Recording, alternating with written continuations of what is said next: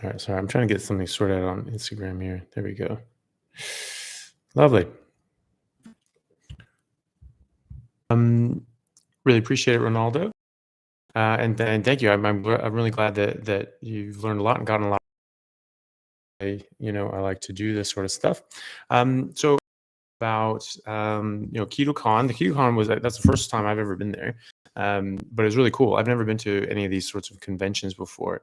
But it was really interesting. I think the keto community is really starting to move more towards a carnivore way of thinking, which makes sense, because it's people have already realized that there are certain things that we eat that cause a significant amount of harm, and that it's best to avoid these things.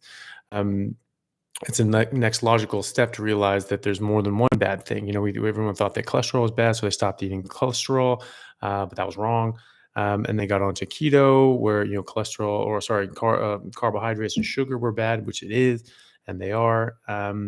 And so, um, it but we focus myopically sort of on one thing being bad. So obviously there are a lot of bad things out in the world. So it's good to see people sort of coming to that conclusion that, even though you're keto and you've made a big step in the right direction, it's you can keep improving. You can keep getting better and better. So that was really great. And just meeting everybody and a lot of very interesting talks. It was a shame it wasn't recorded this year, but yeah. Well, you're welcome, Aaron. Thank you for giving it a try. That's amazing. Going from vegan to carnivore is a big step for people. But I don't think that it's too far fetched for people that are vegan to go carnivore or anything else. If the evidence shows that, a lot of people are really just trying to do what's right and do the best thing for their body and their health. And they've been convinced that veganism is the way to go, or at least plant-based is the way to go. So, if you are able to convince them and show them the evidence contrary to that, quite a lot of people are really interested in pursuing that and learning more about it. So, that's always good to see. But yeah, so I got to see a lot of really really cool people. Nutrition with Judy Cho was there, Kevin Stock was there, and Sean Baker was there. Bill Schindler was there. He's a really interesting guy. He's an archaeologist and professor of archaeology. He actually, to Connor, he was actually a visiting professor at University College of Dublin for a year. So he was up in Dublin for I think a couple of years ago, and he was a very interesting guy, and he brought out like actual like stone tools and stone implements. He was like making stone tools like in front of us, like that our ancestors would have made millions of years ago, which is pretty badass. And he said like, oh yeah. So yeah, and then the talk on KetoCon, like I obviously put that up. Sorry that didn't come up with the the slides and everything that were up with that. The projector behind me just didn't have those on; they were on the side screens. But I will be doing a new talk. Well, the same talk, but just with the slides, and so I'll be putting that up at some point as well. I just have to sort of get the time for that. Kenneth, what's up, buddy? How you doing? Currently reversing your RMS and lost 45 pounds in 5 months. Yeah, absolutely. That's awesome, man. Very well done with that. And that the question over from TikTok is, what are we talking about? We're talking about mostly diet and nutrition, how that affects health and chronic disease, specifically my talk at KetoCon on why we're carnivores, and also talking about my recent interview with Professor Thomas Seyfried, who's a professor at Boston College and one of the world's foremost experts in cancer biology. So that's what we're talking about today. So if people have questions about all that and how diet and nutrition can help their health and specifically cancer, feel free to ask. And all right, let's see a couple more. Hey Steve, how you doing, buddy? All is well, thank you. Hope all is well with you. Converted to carnivore after 40 years vegetarian diet enemy 4-day hospital stay, so deficient in magnesium. Google best sources, and beef popped up everywhere. Awesome. Very good. Well, I'm glad that helped, Michelle. Creatine has gone up on carnivore. That's okay. Just drink more water. That's all right. Um, that's not a damage to your kidneys, though. Kidneys do not get damaged by a carnivore, certainly not a carnivore diet, but even just a high protein diet. That has been shown in multiple studies to be the case that higher protein diets actually help your kidneys. They don't hurt them. And I've seen people come off dialysis by going on a carnivore diet when all their doctors are saying you're going to kill yourself, you're going to kill yourself, and they actually go right the opposite direction. And they just sort of say like, well, you know what, your advice has been just making me more and more sick and my kidneys have gotten worse and worse and worse. So you know what, I'm going to try something different. And wow, look at that. You try something different, you get different results. Funny enough. Oh, well, thank you, Crystal, for reposting that. So yeah, I really like that interview with Thomas Seyfried. That guy is brilliant, man. Like he's done so much work, and being able to really just see through the the noise of the published literature and the dogma in medicine. There's so much of that. There's so much in medicine that since I started digging into the research and realizing that we just had so many things are so far off that I started digging into other things and realized that like, wow, we've got a lot of things that are way far off. And it's not necessarily malicious. Some of it was, some of it was purposeful with the vilifying cholesterol to save sugar sales. That was bullshit. But the majority of these mistakes are just mistakes, and we don't have the best information, so people make a guess and they just say, hey, that's the best we can do, and then they don't realize that this is actually just a best guess. And so then it just gets repeated and repeated and repeated until just people just accept it, and it's in textbooks, and you're referring to papers that have referred to papers that have referred to papers that refer to anecdotes, and no one really realizes that's the origin of these things. So you have to take everything in a medicine from with a grain of salt, and you just have to sort of say like, okay, what's the hard evidence do we have to support all this? So I'm just going to find that.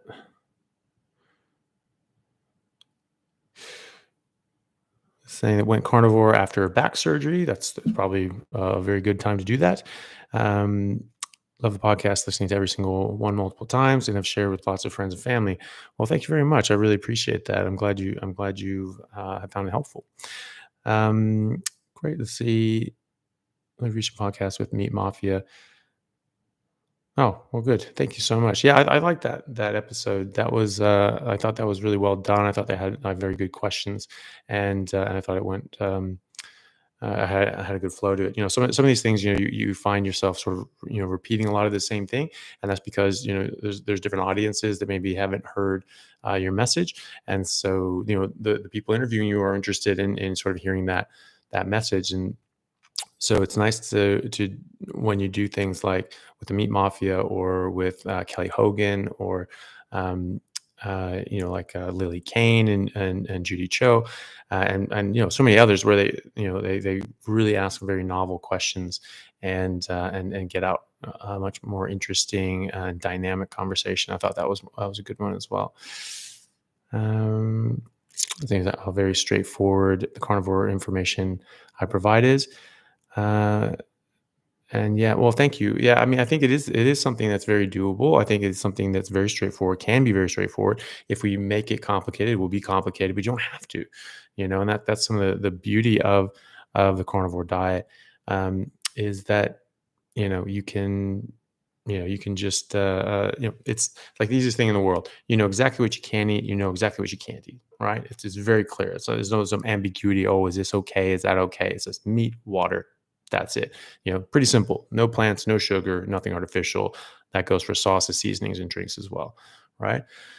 and then just go on from there. And you don't have to worry about portion sizes. You don't have to count calories. You don't have to count macros. You don't have to do any of that because your body will do it for you with your taste. It will not. It will stop tasting good when your body doesn't want it. And so that's how it works. Nature is natural. It just happens. You're not gonna have a calculator in the wild. You're not gonna buffalo isn't just doing long division to figure out how much protein he's getting. He doesn't care. He just eats grass until he doesn't want to anymore. And then you can just eat any time of the day or night. It doesn't matter. It only matters if you're eating carbohydrates, because that can screw up your hormonal system. You spike your insulin with carbohydrates, and that in turn blocks the action of growth hormone. So growth hormone is very important to health and longevity and youthfulness, and it is the highest dose of secretion is 2 hours after you go to sleep. And so if you eat a big pasta meal before you go to bed, your insulin's going to be up, and your growth hormone's going to be screwed. Um, so the interview with Professor Seyfried, if people haven't seen it, that was really interesting. So it talks about the metabolic theory of cancer, and we have sort of two competing theories. The original one was the genetic theory of cancer, and that was just that you get these hallmark mutations, and that you get these specific mutations in specific genes, and that makes specific problems with proteins, and that continually perpetuates more mutations, and then eventually you get metastatic cancer. But the problem with that is that you don't always have the same genetics in every single cell in a cancer in a tumor. Okay, so why is that? Why are they acting like cancer when they don't have the same genetics, when they don't have the same cancer genetics? Okay, because as he argues, this is an epiphenomenon. You have damage to the mitochondria through metabolic issues, and they can't, oxidize, create ATP through oxidative phosphorylation properly, and so then they have to go through a fermentation process, and this is how they generate ATP. This causes a lot of free radicals, and free radicals and reactive oxygen species that kick off to create genetic damage, and that actually precipitates the mutations. But if you take the nucleus and the DNA from a cancer cell that has all the genetic changes, and you put that into a healthy cell with healthy mitochondria, it doesn't behave as cancer. But if you take the mitochondria out, the damaged mitochondria out from the cancer, and you put those into a healthy cell with healthy normal DNA, it does behave as cancer. So what's going on there? It's the mitochondria that actually suppress dysregulation and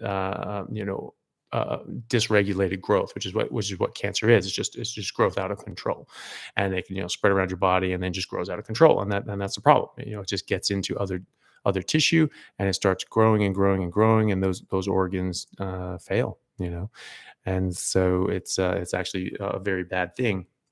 Otto Warburg in the 1930 won the Nobel Prize for showing this, actually, that this cancer was a metabolic disease, that it was a mitochondrial disease, and that cancer cells take in about 400 times the amount of glucose as other cells. And so when you go onto a ketogenic diet, or you go onto our natural diet of carnivore diet, you are limiting the food source that these cancer cells have. And so you're dropping your glucose level, your blood sugar level down to normal levels. And so you're not having these big spikes of blood sugar and insulin. And so that's curtailing severely the amount of energy that these cancer cells can take in. But also, it's been shown in studies that a ketogenic diet actually really helps your mitochondria. So it makes them work better. It makes them respirate better, and it gives you more of them. So this is beneficial. All right. So this is actually preventative in cancer as well. The cancer rate's actually tripled in the last 40 years since we started massively increasing the amount of plant food and carbs and sugar that we've been eating. Okay. So what's that about? That's not genetic. Our genetics are not changing. We were getting, less exposure to sunlight. We're smoking less. We're, often drinking less depending on the country and the area. And so, we're having less and less exposures, and yet we're getting more and more cancers. So, that doesn't really track. So cancer as a metabolic disease makes a lot more sense. And just the simple fact that you can take these damaged DNA and put it into a normal or into a normal cell with normal mitochondria, and it doesn't act like cancer, but the mitochondria, putting the damaged mitochondria into a normal cell with normal DNA, that tells you something. That tells you it's the mitochondria doing the problem. Okay. There's a question, Ivan, do I take any nicotine? No, I do not take any nicotine or anything like that. I don't take anything from plants whatsoever. I don't take any drugs or alcohol really. Once every year or two, I might drink or something like that. But I feel so much better without it, and I can actually tell in my workout, my energy levels, that it takes about 3 weeks to get all that crap out of your system when you drink alcohol. So if it's got to be something that's really worth it to me to lose 3 weeks of optimal health. It's got to be very, very more. It's not just a hangover the next day or maybe even 2 days and being run down for a few days. It really affects you. And maybe people aren't working at the level that I am and working out as hard as I am, but it's that is something that I've noticed. So that's not worth it to me. I'd rather feel like a superhero 24/7 than feel drunk sometimes.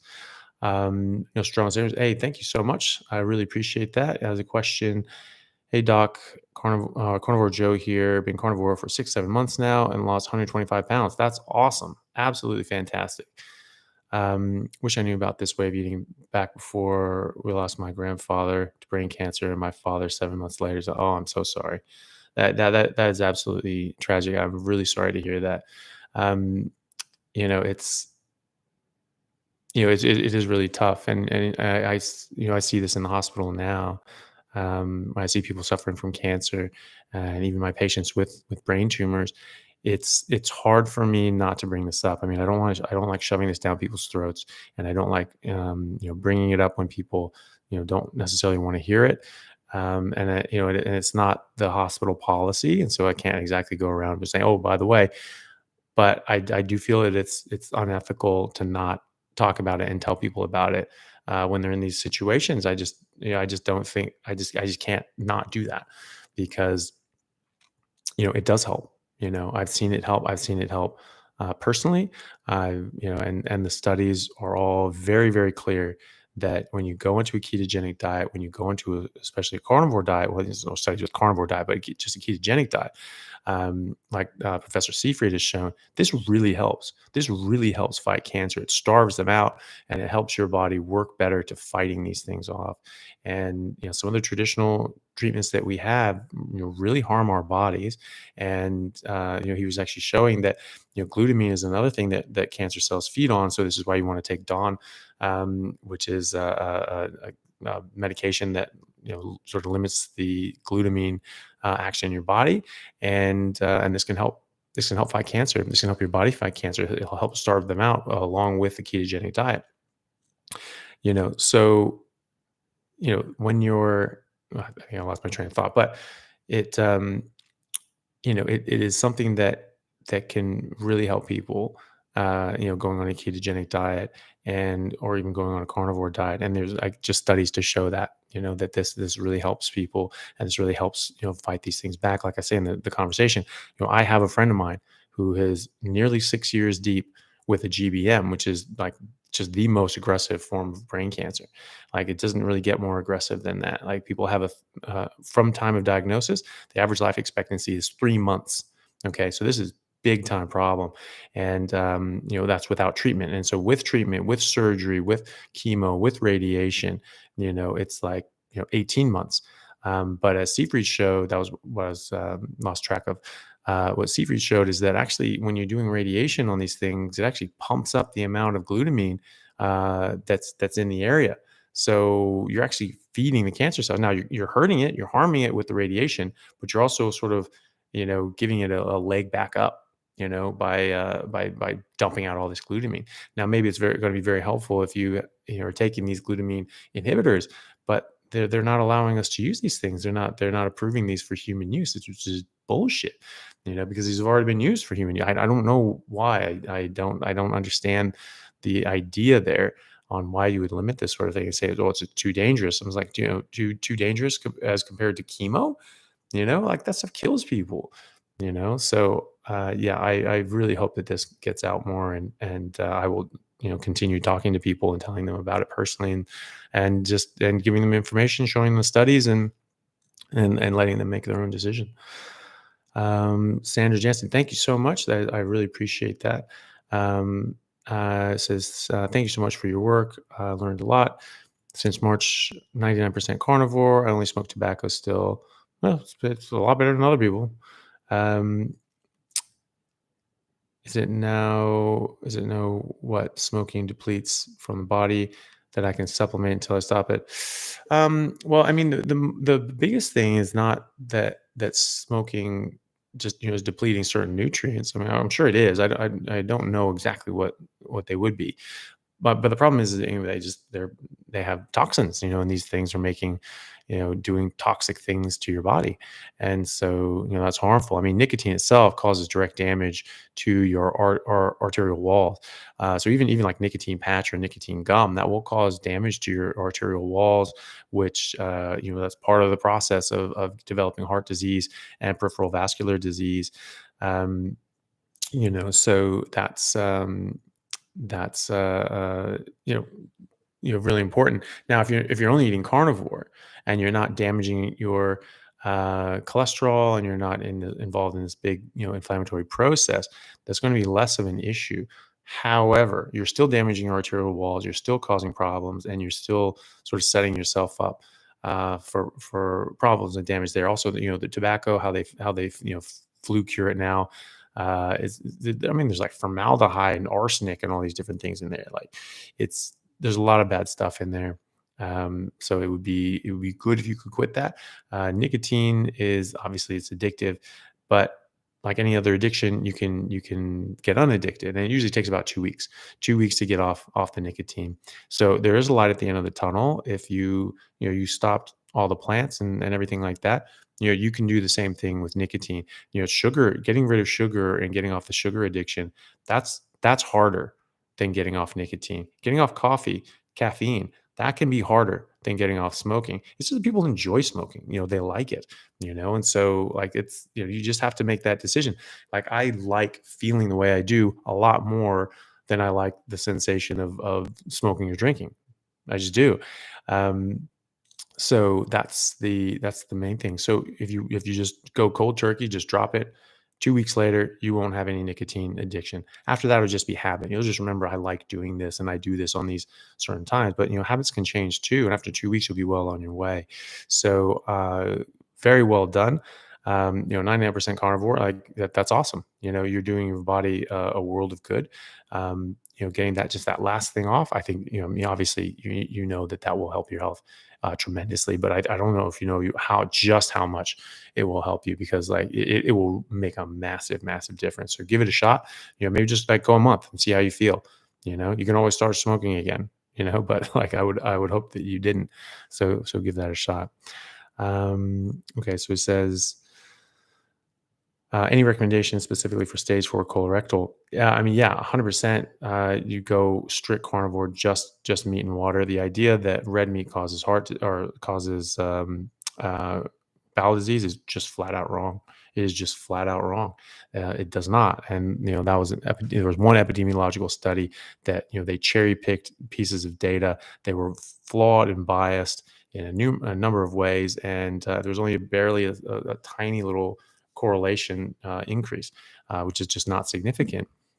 And so, it's there have been other studies done that show there's actually no correlation between red meat or meat in intake and colorectal cancer, or any cancer for that matter. So I would just eat pure beef and water, grass-fed beef and water. Like, I mean, it's grain finished beef is almost as good and is better than everything else. But if you're dealing with some serious illnesses cancer, like I just go for the gold. Just get the best that you can, and that would be grass finished beef. But you have to make sure it's grass finished beef. The fat should be yellow. If it's not yellow, it's probably not grass finished. Okay. Um, So processed meats actually don't cause bowel disease either. Obviously, when you process things, it depends on what you process it with. Things can be processed with sugar and plants and things like that, and those can cause harm. But no, the risk is again um, from these epidemiological studies that were biased, flawed, and didn't show really that much of an increased risk. Um, so and other studies have shown that actually they're not, it's not the case. So even processed meats, as long as it's not processed with a bunch of plants and sugar, are actually okay. you know Senator Jansen, thanks. Okay, good, I'm glad that's clear, and thank you.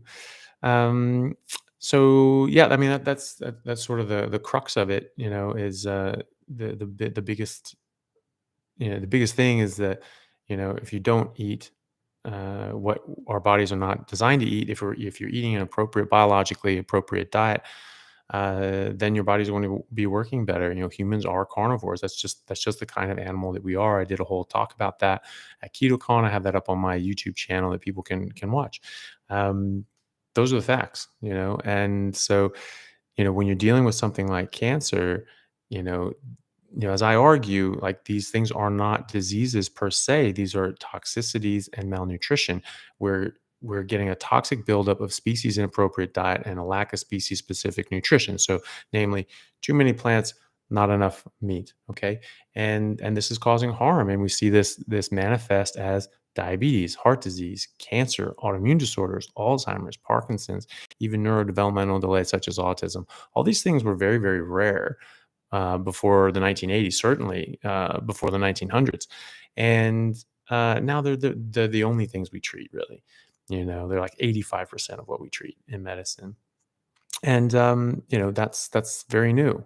So and all these things increased at the exact same time. People say, oh well, we probably just didn't notice them. And it's just like, okay, we didn't notice them in the 1970s, but we have brilliant Nobel Prize winning doctors and researchers. I mean, they're just too stupid to figure out what's in front of them. I mean, these diseases are devastating. They are bad.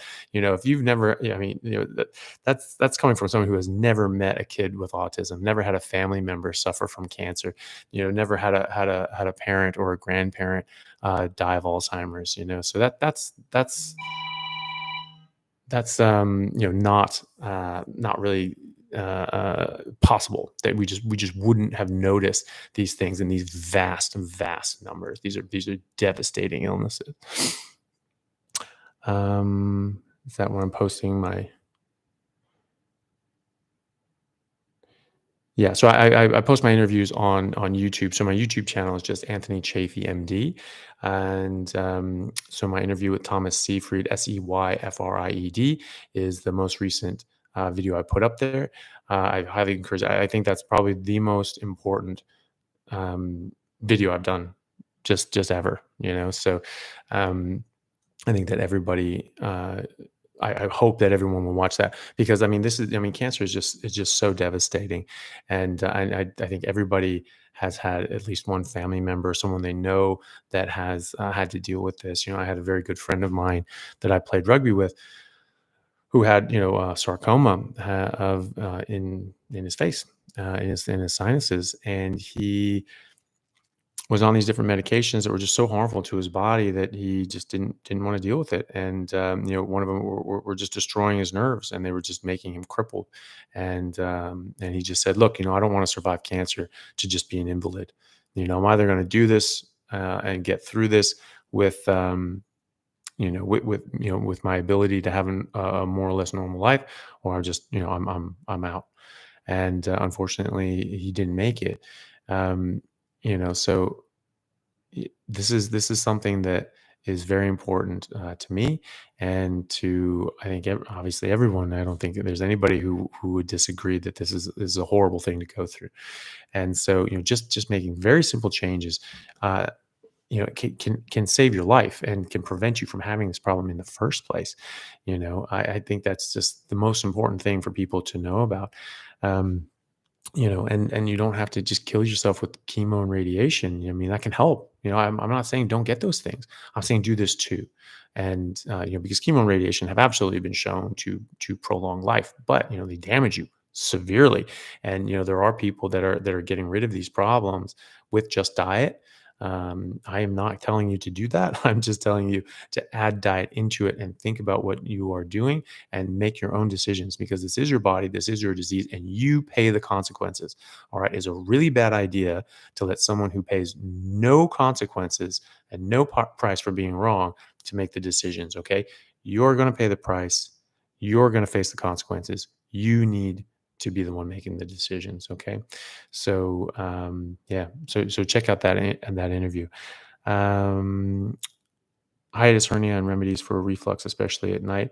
Again, diet. I mean, that's one that's very, very clear in evidence. You get rid of these different elements in plants that cause a disruption in your gut lining and overproduction of acids, and you'll actually be better. I've seen so many people get their reflux better. Now, hiatus hernia, that's a physical anomaly. That's not going to, I don't, well, if it does get fixed just by diet, that would be news to me. But that's a congenital issue. That's you know been with you since birth, really.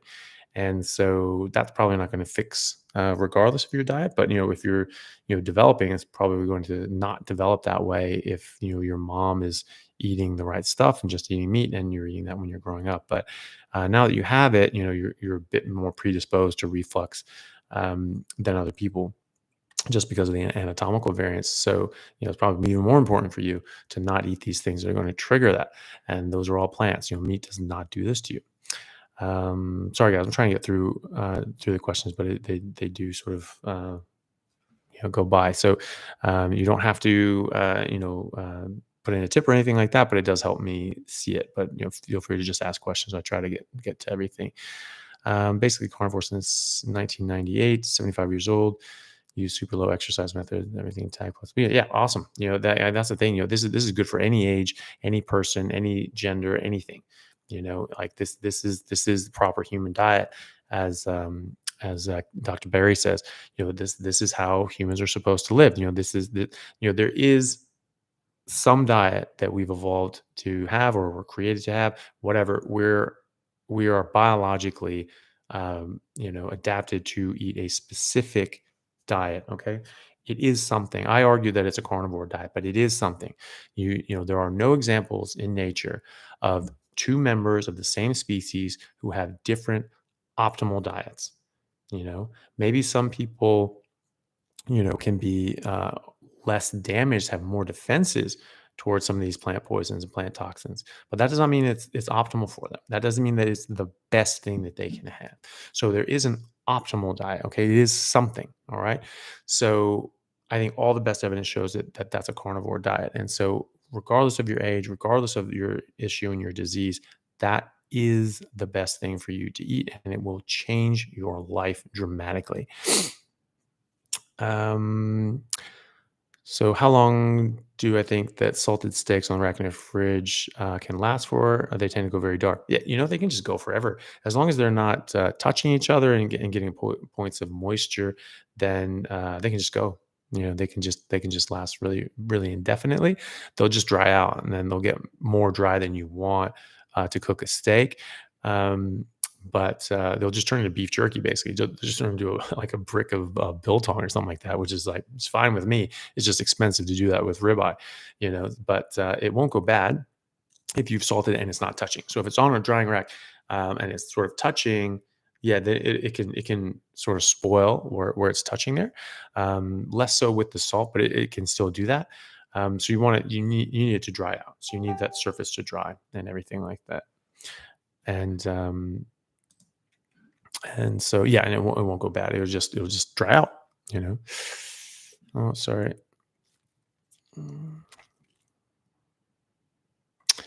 Um, am I aware of any studies on the effects of the carnivore diet on the microbiome? That's a good question. I mean, there have been some that showed that, that there's so many different kinds of microbiota that people talk about, and some of the ones that that people like is they do find that they actually have quite a lot of these when people are on a carnivore diet. People like Dr. Ken Berry have checked their own and the people around them, and they find that people on a carnivore diet have a very, very diverse, very healthy microbiome. Um, I don't know of any that's like specifically looked at large numbers of people on carnivore, but either way, like whatever you're eating, or sorry, whatever your microbiome is, if you're on carnivore, like that's what it's supposed to be. Like just plain and simple. Your microbiome changes every couple of days depending on what you eat, because it eats what you eat, and it eats the leftovers, right? So your body's going to have a different microbiome, every couple of days if you're eating different things, and it's going to be very, very consistent with a carnivore diet if you're just eating the same thing. But it's very healthy anyway. Corn for 2 months, reduced aches and pains, blood sugar, blood pressure went down, clothing fitting better, but gaining weight. How long until weight loss happens on carnivore? So, I mean, that's the thing. Your clothes are fitting better, which means you are losing fat, right? But you're clearly also gaining muscle. Muscle weighs more than fat. Okay, so that is uh,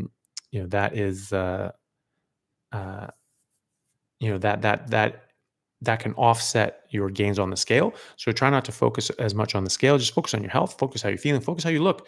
Focus how how your clothes are fitting. Your clothes are fitting better. Awesome. That means you're losing fat.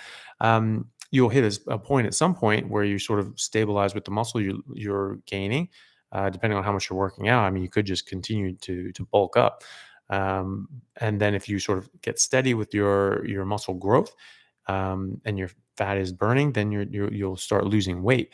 But really, what we're worried about here is fat loss, right? We're worried about changing our body habitus and our body composition, and that from what you're saying is happening. So just focus on that and just be happy with that, and don't get hung up too much on just like the what it says on the scale. Steve Henrich, thank you so much. That was very, very kind of you. Thank you, Steve. Sorry, I just gonna go backwards. No, I don't take any supplements at all. If you have to take supplements, then by definition, your diet is deficient. And so if you're eating your biologically appropriate diet, which carnivore is, then you don't need to take supplements and or anything like that. And this is why I don't think that people need to take liver supplements or any other supplements whatsoever. Now, if you're off somewhere and you're in the far latitudes, and you're not getting enough sunshine, maybe you might need to take some vitamin D3. But generally, you don't on a carnivore diet if you're getting enough fat, because is vitamin D in the fat as well. So you generally don't need to take even that. Where can we watch the interview? The interview with Professor Seyfried is on my YouTube channel, which is Anthony Chaffee, MD. Chaffee is spelled CHAFF as in Frank, double E. And that's just my channel, and it's the most recent interview on there. It's called the I think it's called the Hard Facts About Cancer and Diet.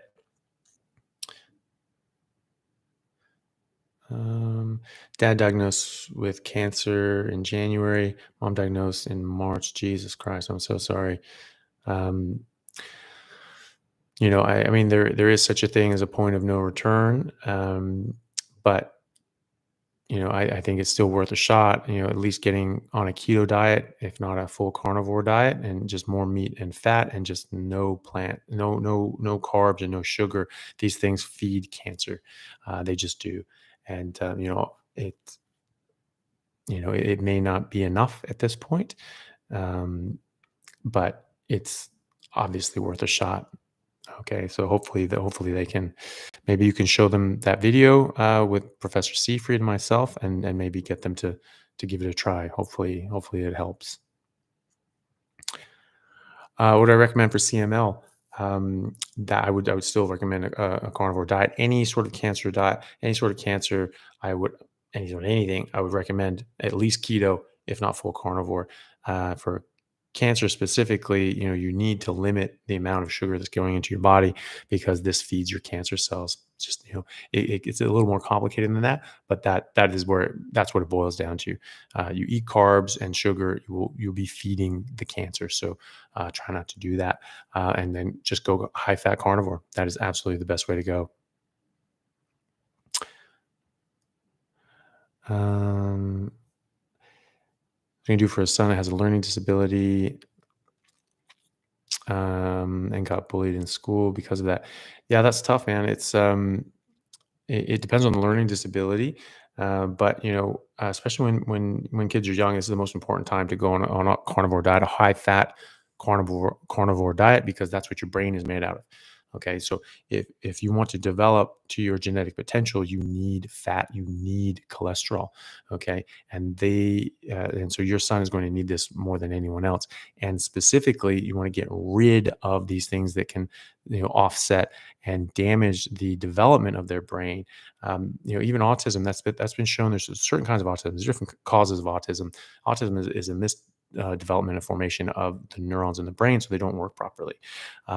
And there can be reasons for that. There can be reasons either you don't have enough nutrients and they don't develop properly, or you have toxins that are hurting them. There are a lot of people that are finding that their kids with autism are doing so much better on a ketogenic diet. And there's plenty of studies showing this as a treatment modality, just getting rid of carbs and sugar. There was a lady came up to me who I've spoken to many times on Instagram and online, who came to KetoCon, and she was telling me that her son was a nonverbal autistic only when he eats carbohydrates, and he's very different when he doesn't eat any carbohydrates. And that's us, not even full carnivore, but just not eating carbohydrates. And there was a study out of University of Texas A&M showing that if you don't get enough carnitine, your brain won't develop properly and you'll get a specific kind of autism. So I don't know what the cause of your son's issue is, but either way, eliminating out things that are going to harm his brain will help his brain. And giving his brain all the things that it needs to develop properly will help him develop properly. So I can't say more than that, but I can say that he will develop to his genetic potential from here if you get him on a high-fat carnivore diet. Vitamin C, you need vitamin C measured in nanograms if you're not eating carbohydrates. You need it in milligrams if you're eating carbohydrates. Okay, so this is a big difference. So you need a very different constellation of nutrients and vitamins and minerals based on what you're eating. Okay, so if you're only eating carnivore diet, you get everything you need in the proportion that you need it. Okay, Rastafarian. Oh, thank you very much. Appreciate it. Has a question. Hi, Anthony. My father has had severe pancreatitis due to a diabetic drug interaction. Could you do carnivore? Yeah, you could definitely do carnivore, and I think it would absolutely help him. It may, you're getting damage from these medications, unfortunately. That sometimes there is such thing as damage done, but it can help his body heal, and either way, it's going to optimize his health otherwise. And so he's already got this problem. He doesn't need all the other problems that eating plant poisons bring to the table. So I would absolutely encourage him to go carnivore. Young healthy adults, you can get away with more. And that's what people say is like, oh, when I was a teenager, I could eat whatever I wanted. 20s, whatever, just drinking, smoking, and just eating pizza all the time. And then by the time I hit 30, it was like, oh, just can't do it anymore. Yeah, because you run out of reserves. You just damaged yourself so much that your body just started quitting on you. So, when you're, you can get away with it for a certain extent, but I mean, you'll just, you won't be, as awesome as you would be otherwise, but you can get away with it. When you're sick, when you have damage done, when you're a child developing, like you really have much less wiggle room. You really, really can't do that. You really do need to be tight on this, and it makes a massive difference. So I would absolutely say for your dad that getting on a carnivore diet would be exactly what he needs to do. Your body's going to break down and absorb meat when you're only eating meat far easier than anything else. Okay. And so when you eat plants, you have like protease inhibitors, you have all these different sorts of things that disrupt the enzymes that come from your pancreas and make it difficult for you to absorb things properly. So it's more important for him to be on that because he has damaged pancreas. Okay. So I was just trying to see a question here. Start with no fridge in the hotel facilities to cook for 5 days and get away with storing meat in a cooler box for a couple days. But yeah, yeah, it's like sometimes you're just sort of screwed with your logistics. When I was in an Airbnb and like the stove didn't work, and so I just ate it raw. Like I just took steaks and just like salted it and left it out for a couple hours and let the salt soak in, and then just cut it up into chunks and ate it. So that was my my solution to that. But yeah. Okay. Do you think um oh sorry, just trying to get up this.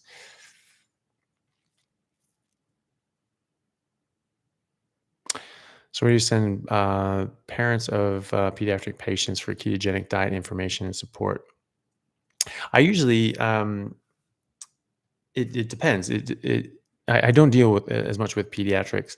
Um, but whenever I'm counseling anyone on this, it depends on what we're talking about. Like if we're talking about a specific issue, there are studies that maybe address that certain issue. So maybe we're talking about autism, and I'll send them that thing from Texas A&M. Just say, hey, check this out, or other studies that have spoken about ketogenic diet as a treatment modality for autism. There are plenty of those. I posted those in my video on YouTube discussing autism and developmental issues. And so they're in there, so you could send that to them, and then cancer, obviously send them the different things showing that keto helps fight cancer and why, as well as Professor Seyfried's work as well. So it depends on what we're talking about, but I try to send them specific sorts of things. Just based on what we're talking about. So I can't think of any. I don't know of any like specific resource that just sort of encompasses a lot of pediatric keto issues. So I just sort of send everything in a specific sort of one-to-one sort of issue, one-to-one basis. Colossus, thank you so much. I really appreciate that. Can you talk a little bit about the kidneys and the research that Paul Saladino mentioned about lack of electrolyte retention inside the kidney from keto carnivore? Yeah, so you know, all the studies show, all the actual studies show that higher protein is very good for your kidneys. This doesn't harm your kidneys, and so that is sort of slightly different from what Paul Saladino was saying. But this is something that comes up a lot: is that people saying, "Well, I don't want to eat so much protein because that's going to be bad for my kidneys." It's not bad for your kidneys. It is very, very good for your kidneys. And when people actually did the studies, it was one of those things that was just a supposition. They were like, oh, that makes sense. If you're taking down, a nitrogen out of a protein, and you have to turn that into ammonia, and that turns into urea, and you've got to get that out through your kidneys. If you're increasing that burden, that's going to be hard on your kidneys. Fair enough assumption when you don't know, and you're just making a best guess. But it wasn't borne out by the data. People then did studies decades later, and they found that no, actually that's not the case. More protein actually helps your kidneys, and so that's just one of those examples of things that have just been repeated so many times. They just think that's what it is, and in fact it's not based on anything more than just a best guess. And as specifically to the research that Saladino mentioned about electrolyte retention. So he was specifically talking about how you needed carbohydrates, and this how regulated your electrolytes better, and otherwise you get an insensible electrolyte loss through your urine. And am I in favor of the carnivore diet? Yes, 100%. I only practice a carnivore diet. Sorry. Um, And so this makes you lose electrolytes, and this makes sap those out. He also says that you need it for proper thyroid function, for proper androgens like testosterone, your sex hormone binding globulin. That all these things get screwed up if you're in ketosis for too long, or if you're not eating carbohydrates in a rampant level. I think now he's talking about how you need to eat 200 grams of sugar a day, or at least carbohydrates. And when he gets that in the form of sugar. Um, that's that's just not the case. I mean, there are plenty of examples of entire populations that have never eaten carbohydrates, that have never eaten sugar. Where's the fruit and honey in the North Pole? Like, people live there, and they have generationally. Where was the fruit and honey when people were crossing the land bridge across the Bering Sea? There's none. It's like, when people say that, it's like, oh well, when the ice ages happened, people weren't living in the ice. They migrated more down towards the equator. And like, who told you that? Because that's not what the fossil record shows. Bill Schindler, who I mentioned, he's a professor of archaeology. He actually was talking about his talk at KetoCon. He was just like, actually, as the ice sheets were coming down, humans were moving up. Okay, they weren't running away from the ice; they were attacking into it, because that's where the mammoths were. And that's what they liked eating. So no, like, that's just not the case. So you know he can trot out any study that he likes that doesn't change reality. I mean, that's the thing. You can get a study that says anything. You can get a study that concludes anything. That doesn't mean it's true. I mean, there are plenty of studies that say that cholesterol causes heart disease, and or at least is associated and correlated with heart disease. And there's a ton of others that say that no, they don't. So one of them's wrong. Okay, so you you have to sort of look at these things and look at them from first principles. Are we carnivores or not? you know are we or aren't we? If we are carnivores, then carbohydrates are not essential. And in fact, that's been recognized by international medical board. I mean, like, as I don't hang my hat on that, because obviously they've gotten a lot of things wrong, such as cholesterol causing heart disease. But even these guys that are most of these things are pushing like plant-based agendas. They're even saying, oh, actually, there's no such thing as an essential carbohydrate, and there are entire populations that have never eaten carbohydrates. They don't get these electrolyte issues. I mean, you get your electrolytes out of whack, you die. Plain and simple. There's no two ways about it. You will die. Your potassium goes too high, you're gonna arrest. Your heart will stop. It gets too low, you're gonna go into atrial fibrillation, and then you're gonna go into VFib, and you will die. Period. That's what will happen. Your sodium gets too high, your brain gets screwy. It goes too low, you really get screwy, and then you die. So this isn't like a little thing. And so if you had these populations that are living generationally, you'd know about it, because they wouldn't exist. So they do exist. So we know that that's wrong. And he also talks about how it's necessary for thyroid. Okay, and yet we have these people that are living generationally without any of this nonsense, and their thyroids are fine. How I know they're fine? Because you cannot have proper generations if you're low thyroid. First of all, you'll die. Again, you'll die. Thyroid hormone is so important. It's used in every single cell in your body, and you don't have it, you die. Okay, they're not dead. And also, if you're even just borderline low thyroid for while pregnant, your kid will get cretinism. Cretinism is a very devastating congenital, debilitating issue, where your brain doesn't form properly, your body doesn't form properly. You get short stature, you have facial deformities, very specific ones, and you're very significantly intellectually delayed. Okay, that's what cretinism is. And the Inuits and other people living in the north that are just eating carnivore, they don't have cretinism. All the people, Kelly Hogan, and all the other people, I have multiple friends that have done this, have had carnivore pregnancies, whatever. The kids don't have cretinism. I'm sorry. So that's not a thing. And it doesn't matter what your study says. it's not borne out in reality. As Richard Feynman said, that, is a very famous physicist. He said, it doesn't matter how brilliant your theory is, and it doesn't matter how smart you are. If it doesn't agree with the experiment, it's wrong. Okay. So it's wrong. He's saying that, oh yeah, look at this study and this means that. And yet it doesn't do that. And the sexual unbinding globulin, he's saying that this is off. He's saying that testosterone is off. I see the exact opposite in practice. I saw the exact opposite in myself. I didn't check it before, but when I checked it years after being carnivore, many years longer than Paul has been a carnivore, I checked it. I had none of these problems. Okay, so I wasn't eating any carbohydrates. What am I doing differently? What am I doing differently than him? I mean, obviously we're doing something different, but what we had in common at that time was we were both not eating carbohydrates. Okay, so there was something else that he was doing that was different from me. Okay, it's not the carbohydrates. I see people in practice all the time that within 3 months, their testosterone goes up like 30, 40%. One guy doubled his testosterone. Dude was in his 50s, and all of a sudden his testosterone was actually like above the normal range for like, like a young, healthy 20-year-old. And he's just like, oh my God, I just feel like a teenager. Like all I want to do is just work out. And like, and I was like, that's awesome, But so I'm seeing the exact opposite. One of the things that Saladino does is he eats a buttload of organs out of proportion with the animal. How many organs, how many livers does a cow have exactly? He's got 2 pounds of liver to every 800 pounds of meat, and this guy's eating half a pound of liver a day.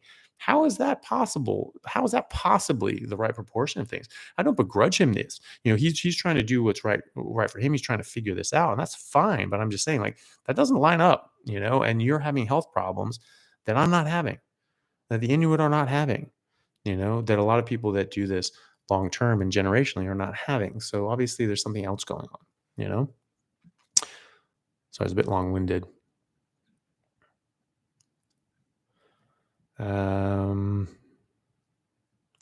Yeah. Okay, so I have to skip through. How long to put psoriasis into remission on a lion diet? Been on for 33 days and barely see any improvements. 33 days, man. That's very new. Give it time. These your body takes time to heal. Psoriasis, yeah, I've seen that help significantly, but things are individual. If you're on a actual lion diet and just eating meat and just drinking water, that'll be quicker than other people. You really want to do high fat. Obviously the fat's very important, and just give it time. 33 days is very, very, very early on. Like for me it took, I mean, I didn't have, psoriasis, but I, just to get into basically where I am now, sort of stable state where I am now, it took about 6 months, so, that's all also super quick. I mean, think about this, the people suffer with psoriasis their whole life, and weight problems their whole life. And they, people saying like, oh, if you can average like, losing 2 pounds a month, that's really good. I'm like, you're out of your damn mind. Like, I mean, that's like, I lost 23 pounds in 10 days when I started carnivore diet. Most of that was water weight, obviously, when you're not going to lose that much fat that quickly. But I was losing a lot of fat too, and I kept losing fat, and I kept gaining muscle, and I kept getting better. And you will too. Just stick with it. Focus on how you feel. Focus on your health. Focus on your energy, and the psoriasis will come along with it. I think it's best to listen to taste buds when it comes to liver. Totally agree. Your body will tell you if it wants those nutrients. If meat doesn't taste good, it means you're not hungry. And if liver doesn't taste good, it means that you don't need necessarily those nutrients. Raw liver definitely tastes a lot better than cooked liver. That's just something I found out, which was very surprising to me and a little bit upsetting, but it absolutely tastes a lot different. But even then, it'll have raw liver. I'm like, wow, that tastes really, really good. And I'll have a couple pieces. I'm like, that's enough. I don't need any more of that. And there's some people, if you're on a standard diet, like I said earlier, you will just need, more nutrients, more vitamins and minerals, and that could be what's going on with Dr. Saladino and Carnivore Aurelius and these other guys, because they're eating just buttloads of liver and organs. You can get vitamin toxicity. Okay. Well, like we said, when you eat carbohydrates, it increases your body's demand for certain vitamins. And so it could be that this is offsetting things, and they were getting sick, and they were getting unwell, and they were having problems. And then they started eating carbohydrates and sort of offset that. Maybe probably would have done a lot of other things as well, mechanistically, to sort of, change things around. But that's a possible scenario.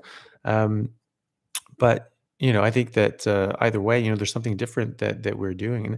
And I don't think that Paul's like a bad guy and I just hate him. Like I think that he's done so much good for people. I think that he's really really knowledgeable, and really been able to help bring this stuff to light, which I'm very thankful for. And I personally, I've never met the guy, I've never spoken to the guy, but like I feel an affinity for him. Like I like the guy because we're sort of in the same space. We're trying to do the same thing for people, and just try to bring them to optimal health. I just disagree with him on this one, and I would love to sort of talk to him sometime, and maybe come on his podcast, or me come on or him come on mine, and just talk about it. See if we can flesh it out. Because I think that I think he's trying to do the same thing that I am, which is figure out what the best thing is for people to eat and how to help them the most. So I just think that he got that one wrong. And I mean, I think it's pretty clear that he got that one wrong, though. Because like I've been doing this for 10 years. I have none of the problems that he's having, and so many other people have been doing this for 10 years, 15 years. Keto people, there have been people doing keto a lot longer than they've been doing carnivore, as a broad part of the population. People have been in ketosis for like 20 years in Western societies, right? Obviously, in primitive societies, the people in ketosis their entire damn life. And now, maybe if you're eating a lot of protein, a higher big bolus of protein in one go, that can transiently raise your blood sugar to the point that your insulin goes up a bit, takes you out of ketosis, and then you sort of come back in. And maybe that's enough to regulate your electrolytes and everything like that. But either way, like I don't worry too much about that. I think that's it's getting in the weeds, and missing the forest for the trees, because at the end of the day, we are carnivores. That's just the kind of animal we are. You have to think big picture. You have to think, first principles. We are carnivores. And so if we are carnivores, we should eat meat. And whatever happens physiologically, it's supposed to happen, you know? So I think it's interesting. I really like it. I really like knowing about it. I really think it's cool to be able to talk about it, at that level. But at the end of the day, I don't care. I really don't care. It's like, it doesn't matter. It doesn't matter what the mechanism is. It just matters that I'm eating the way my body is supposed to eat, and my body will just do its thing. Like I don't try to micromanage, my body. I don't try to micromanage, millions of years of evolution. Like I'll let it alone. Thank you. I think it's done enough on its own. I don't need to screw with it. Um, Thank you for your personal insight and support. I'm a 4-year carnivore, healed back and off walking stick, etc. Never looking back at the gym now. Awesome. That's badass. That's something that I have seen, but people get such bad back pain, and even like nerve pain shooting down their legs. That is just horrible. It's completely debilitating. Um, so that's something that causes huge harm in people's lives, and even like fibromyalgia, which is just a sort of a diagnosis of exclusion, when doctors basically just throw up their hands and go, "Look, I have no idea what's going on, but I believe you're in pain." They call it fibromyalgia, and some doctors actually don't believe fibromyalgia exists. They think that it's something that either drug seeking behavior or just sort of in their head, and they're just being a bit dramatic. I've always thought that was a bit absurd. Obviously, there's some people that are going to be drug seeking, but there's a lot of people out there that are having serious pain issues. Like they can't all be lying. I'm sorry. It's just not going to happen like that. And I know people that have chronic pain issues, and it's like they hate having to take these painkillers. They really don't like it. They would really rather just be able to just exist normally. Um, and so, they get on a carnivore diet, and all of a sudden it's gone. And they go like, I've been able to get off opiates for the first time in 15 years. I am so happy about this. That's awesome to see, and it's really, really great to see. Like, I don't like being in pain. My back kills if I eat any carbs, like just kills. I'm like, that's just no way to live. So, this is great that more people are getting onto that, even from a chronic pain perspective as well. Does carnivore mean only meat, or does it include other proteins? Does it include chicken or fish? Any meat, any meat is fine. So, carnivore is just eating animals, really. So any animal that you care to eat, go for it. Red meat is just nutritionally superior, by and large, and fatty red meat is going to be the best. So beef will be your best bet, but eat whatever the hell you want. If you want chicken, I would just go for fattier cuts, like chicken thighs or drumsticks with the skin on, and that's going to be better. And obviously, chickens that have been eating what they're supposed to be eating are going to be healthier than chickens that are just being given a bunch of grains. Same with fish.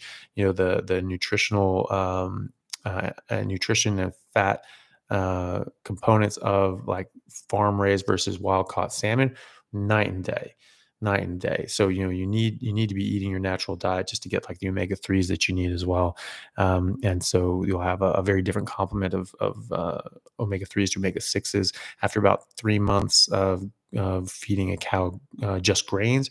It will basically lose all the omega-3s that it has. So it's important. I eat a lot of grain finished beef. I don't just go for grass fed and finished. It's very expensive. It's hard to get sometimes. If I can get it, I do, but I'm not too fussed about it, and I feel great. So, but that's just something to think about. Um, Converting your sister to carnivore. She's crippled with polymyalgia. Well, I think that you're doing her a great service, because that she's going to be very much benefited by that, and hopefully she makes a recovery and doesn't have to suffer with that. Um, so White Hat says, I want to start carnivore, but am trying to gain weight and I'm afraid of weight loss. Had initial weight loss 2 years ago due to IBSD of unknown origin, but that is now resolved. Good. How can I avoid weight loss or diarrhea? Well, weight loss, you're going to lose fat and you're going to lose some water weight at first. So at first, it's going to look like you're losing weight. Maybe you're skinny and you don't want to lose weight, but you're going to lose water weight. You're going to lose unhealthy weight, and good riddance. You don't want that on you. But if you're eating enough, and you're eating as much as your body wants, as evidenced by the fact that it, tastes good and then stops tasting good, then you'll be fine. Then you won't lose muscle. You certainly won't lose muscle mass, and you'll gain muscle. You'll put on weight, especially if you're working out. So I would just say, eat to satiation. It's very easy to undereat on a carnivore diet. Your hunger signals change dramatically on a carnivore diet when you're not eating carbohydrates, or even on a keto diet. And so it's very easy to undereat. So you just go by your taste. So if a steak tastes good, it means you're hungry. You should keep eating. Eat until it stops tasting good, which is just easy to do anyway, because like, wow, this tastes good. This tastes good. This tastes good. And then you go like, ugh, I'm not really enjoying it. Just stop. That's your body telling you you've had enough.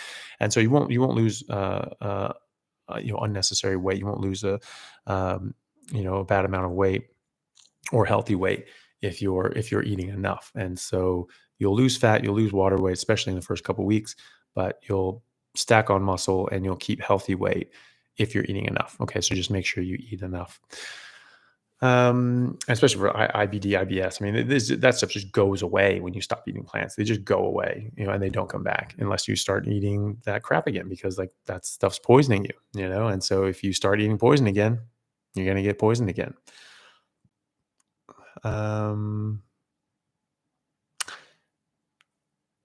Had cancer 3 years ago. I cut out a lot of red meat, so I should go red meat all the way.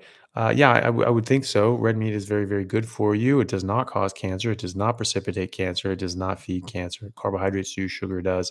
Other things do. There are hundreds of carcinogens in plants because they cause harm to your body. And as Professor Seyfried said, a lot of these plant carcinogens go in the cell and they bung up your mitochondria. Okay, so this is how they precipitate cancer, because they're screwing up your mitochondria, which are the the regulators of your cell, and they stop your body or your cells from going crazy. So yeah, I would absolutely go uh, on the red meat diet. I am on the red meat diet, and then eliminating out all the other crap. Okay, Dr. Chaffee, you should go for the presidency. Yeah, yeah, maybe. Uh, you are the best. I'm so thankful to be able to listen to your knowledge and learn. Well, thank you very much, Tony. I really appreciate that. I'm glad that it can help you. Yeah, politics just bum me out, man. Like I would sort of hate to get into politics, but I think that, back in the sort of um, back in the day when people said, said that this was their duty to their country to sort of be a civil servant, and to give back, when it used to be, it actually cost you money to become a politician, because you weren't doing your business, you weren't working, you were just getting a salary that was not going to be as much as you would have made otherwise. That was a good thing for people to do, and to give back. Now it's very power hungry sort of profession, where most people are that get into it because they're incentivized by the power and the money they can make. You have a lot of these people going in there on $140,000 a year, and they're millionaires, multi millionaires within a few years. What the hell is that about? Well, one of them is that the insider trading laws Congress and Senate are exempted from insider trading laws. They exempt themselves from a lot of laws that affect the rest of us, and so they take advantage of that fully. And it's just a bit of a snake pit, really. But also, as favorably as I may be, as soon as you step into that arena, like, you will get painted as the worst human being who has ever walked the earth, because they want that benefits the opposition. And so it's a bit ridiculous. I think that at some point I might think about doing that, just because I think that it's important to. And I just, there are a lot of things that really bug the crap out of me, and people are getting hurt by, that I think I probably could help with, and I would want to if I can. Um, but it would be a bit weird. But I've spent my life dealing with people trying to take me down, and trying to tear me down and attack me verbally and physically and so forth. And I'm still here. So I think I could probably weather it, and maybe come out on top. But it's just a gross thought. Honestly, I really wish that I wouldn't ever have to. But who knows? Who knows what will happen? Um, you're a champion, Dr. Chaffee. So glad you're down under. Well, thank you very much. I really appreciate that. I hope you stay a long time. Thank you. Catch your next video. Well, thank you very much, Michelle. I appreciate you watching, and I appreciate you saying that. That's very nice of you. Best brand of eggs in Australia. Struggling to find a non-grain fed corn or soy-free. Ugh, yeah, that's a tough one. You really have to do sort of a lot of research. I don't know the answer to that. When especially soy, man, it's just avoid anything that's been fed soy. That stuff is toxic. But if you find, like, free range things like that should be better. It's hard to know, though. There's a lot of obscurity in sort of the food industry, and they do that on purpose, because they're purposefully not telling you all the crap that they put in these things. This guy says that healthy people get cancer. People eat good food, good life, still get cancer. Well, it depends on what you define as good food, because what people have been defining as good food has been a lot of low fat fruits and vegetables and grains. And that, my friend, is not good food. That is just cancer on a plate, plain and simple. And if you watch the video that I did with Professor Thomas Seyfried, he'll show you that. I mean, this guy's a world expert in cancer biology, and he shows, if you understand the biology of cancer, you will understand how this works. And it's very straightforward. Those foods are not good. Those foods cause cancer. Okay. Thoughts on SIBO, please? Yeah, actually, there was a study that just came out showing on a carnivore diet that SIBO goes away. when you go on a carnivore diet, like within a couple months. So, and that was specific to a carnivore diet, which is pretty badass. So you go on that, you remove all these things that are precipitating this. You put your body back on the food that's supposed to be on, and these problems go away. So SIBO is a very very good one, just because of that study that just came out, and I've seen that personally in anecdotally, just with different people talking to online. Um, let's see here. Spirit Rider, thank you very much. I really appreciate that. Um, Question is, do you think that the preservatives, nitrates in bacon and processed meat compromise the microbiome, bacteria in the stomach, and reduce nutrient energy absorption? I don't personally. I haven't seen any evidence to suggest that that is the case. One thing, Dr. Ken Berry, actually did a really good video on this, not the for the microbiota, but for nitrates and nitrites. And he actually showed that, first of all, that like vegetables, like celery, have way more of this stuff than the stuff we'd add to it. And this is why you look at like naturally cured bacon. It said, celery powder is put in there. Well, that's because they say, oh, there's no nitrates. It's just like, yeah, well, celery powder has a ton of them. So, it's this obscurity in food labeling.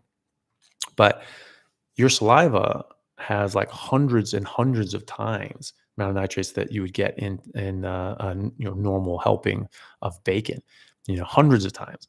And so we're making this all the time. We're swallowing our spit all the time. And so if that was going to be causing a big problem, it should be causing it anyway.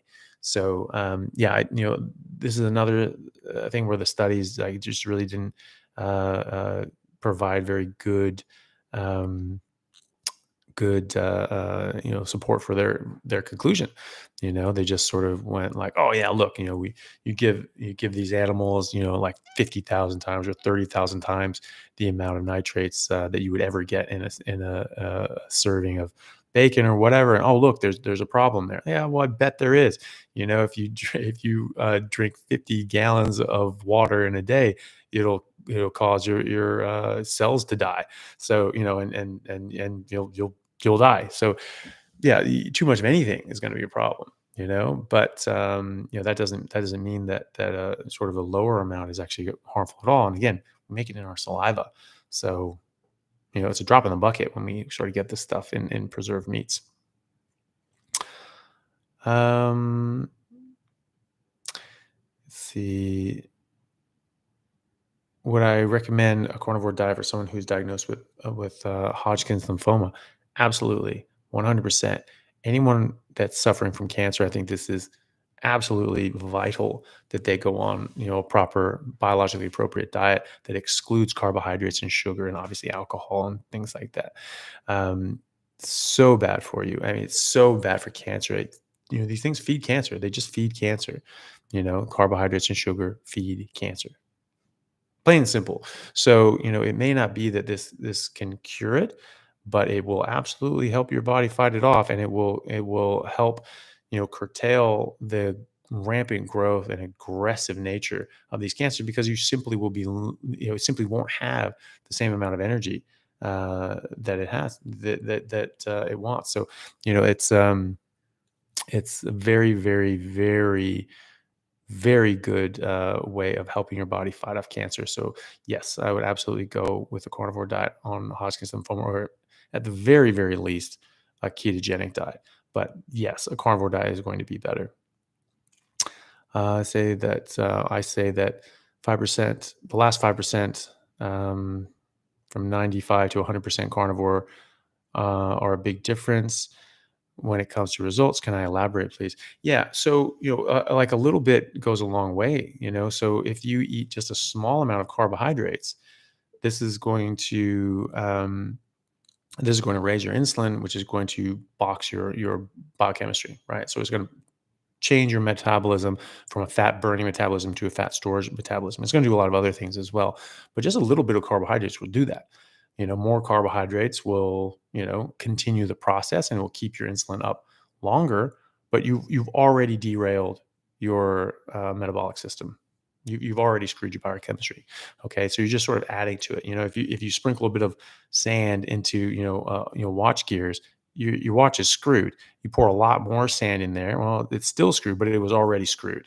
You know, so you think about your body like that. Our bodies are very robust. They're very capable of dealing with a lot of outside external insults, but at the same time, it is also a finely tuned machine, and you will throw it out of whack with just a little bit of sand in the gears. I talked to a lot of people. I mean, even just getting rid of coffee, just that last little bit, they're like, "Oh my god, I feel so much better. I can't believe how much of a difference that made." It's like, yeah, because like when you get all this stuff out of your system, like you just feel incredible, and so when you just introduce just a little bit of this junk into your system, it just screws with a lot of different processes, and you feel it. You will absolutely feel it. So give it a try. Just go just pure for 30 days, and like honestly, you will feel like a different person. I don't know. That's something else. Sorry, there's a lot of questions. I'm trying to get to everything, but it's sort of skipping through. Um, I'm going to have to brush up on Saladino. Enter this community via Ken Berry. Stick with Ken Berry. Saladino, I just think he gets a few things wrong. I think that he looks at a lot of things at very technical level, at a very very minute detail, and it's sort of a problem of sort of missing the forest for the trees. And I think that's why he sort of got diverted down the path that he has of promoting sugar, carbs, and honey. And he's saying, "Oh, look at this study, and look at this, and this, and this, and this." But okay, but that really doesn't change anything. And there are certain things. I mean, he talks about, I don't know when he started talking about the plant toxins, but it's a very important topic. It's something that it's a drum that I've been beating for 5 years and, well, 20 years, really. That's when I first learned about it, but I've been speaking about it publicly for the last 5 years. First time with Dr. Baker on his original podcast, one of the first ones that he did, and talking about this is how plants defend themselves. This is the botanical facts. But it's nice to see other people picking that up. So I think that Saladino's got a lot of good stuff out there, but I think that he misses core concept on a couple of issues, and so just be careful with that. Just take it with a grain of salt, and look at other people's arguments as well. But yeah, no, he does have good stuff as well.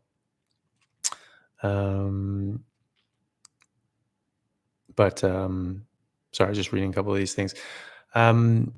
But also just getting back to that, but Dr. Berry, the guy's fantastic. I absolutely love Ken Berry.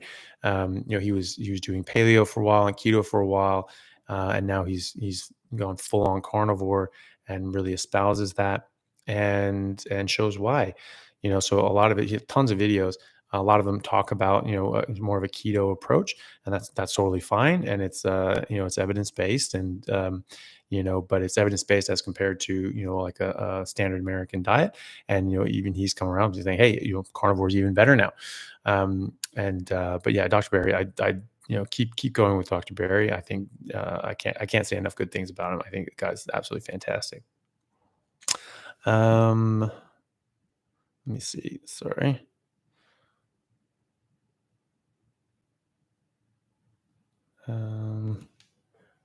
How bad a setback will cheating result in?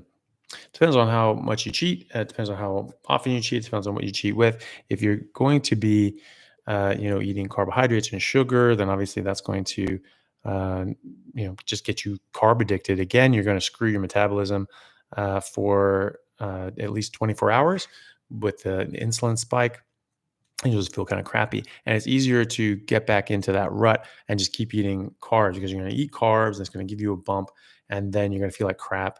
And then you're going to say like, oh, I need to eat more carbs. And then you're going to start eating carbs again. So, I would sort of avoid that, especially sugar. Sugar is going to be addictive as heck. And so, you're going to have to be another sort of week or two dealing with cravings and addictions. So, like a cheat day, fine, it's better than eating it every day. but a little bit turns into a lot with addictions. And all you're doing is really just keeping yourself addicted. Sunday's your cheat day and you just eat a bunch of crap, and then you're just thinking about it all the rest of the week. You feel like dirt for a few days or maybe more than a few days, and you're also just thinking like, oh, I really want to eat that. That would taste so good, and you have these cravings. And then by the time your cravings are really sort of settling down, you just restart the cycle again. So like I think it's pretty counterproductive, and so best to be avoided. But if you cheat and you fall off the wagon, like you're not kicked out of the club. Like I don't hate you, so you can just get back on the wagon and just get going with it again. You're not you're not. It's not that you can't just get back on and do it. Just get back on and do it. You messed up. Big deal. You can see now, you can see the contrast of how good you felt. Now you feel like crap and be like, okay, I'm not doing that shit again. So just think about it that way. Cadence, no disrespect, but I just can't wrap my head around vegetables being bad for us. Having known cancer survivors save their life on raw food lifestyle. Can you please explain more in depth the plant poison? 100%. That's a very good question and a very good point. The thing is, there is a difference between the standard American diet with a bunch of carbs and sugar and processed crap and a whole food whatever diet. But what a whole food plant diet, which plants? There's 340,000 plants in the world. Most of them will kill you. Okay, you go out in the woods, you run out of water, run out of food. You can't just eat any random plant. Most of them are very toxic. So most plants are inedible. You really do need to know which plants are safe to eat. Safe to eat as in they won't kill you right away, and you can get some nutrition on it. You can survive. But that doesn't mean that they don't have any toxins at all. So this is just how plants defend themselves. Plants and animals are in an evolutionary arms race. Plants becoming more and more poisonous, so less and less animals can eat them so they can survive and thrive. And animals becoming more and more adapted to specific poisons in specific plants so that they can eat that plant and safely process those poisons so that they can survive and thrive. I learned that in 7th grade biology, and I think that's not an uncommon thing to learn. And then in cancer biology, we learned this again, but from a cancer perspective, that these harmful toxins can cause cancer. And so, and we know that they're abundant. There's 10,000. Well, we know in 1989 when we actually knew about far less toxins in these plants. That at that time there were 10,000 times more plant toxins in plants like spinach and mushrooms by weight than the pesticides we were spraying on them, and they were 1,000 times more likely to cause cancer than the pesticides we were spraying on them. So you can help yourself again. You can be on a ketogenic plant-based diet and cut out sugar and cut out carbs and really help yourself. And when it comes to cancer. But that doesn't mean that that's optimal. That doesn't mean it's the best thing for you. But don't take my word for it. You can go and take a look at botany books, horticulture books. This is hard science. Like there are toxins in plants, and we know them. We've categorized them and cataloged them. Like it's there. You eat hemlock. That's what killed Socrates, right? That will cause blockage of your GABA receptors, so your brain cannot slow down its neurons, and you will die of seizures within 2 minutes. That's what a plant toxin is. It is trying to protect itself. Plants are living organisms. They want to stay living organisms. All living things, down to single-celled organisms, have a defense. And while animals can run away or fight back, plants can't. And so one of their main deterrents is by being poisonous, saying, hey, you eat me, I will hurt you. You better watch out. For more of that, I go into a lot of detail in a video that I, just very plainly named Plants Are Trying to Kill You. So just take a look at that on my YouTube channel and for more. And there's a lot more information there in the description as well. I have links to other things as well.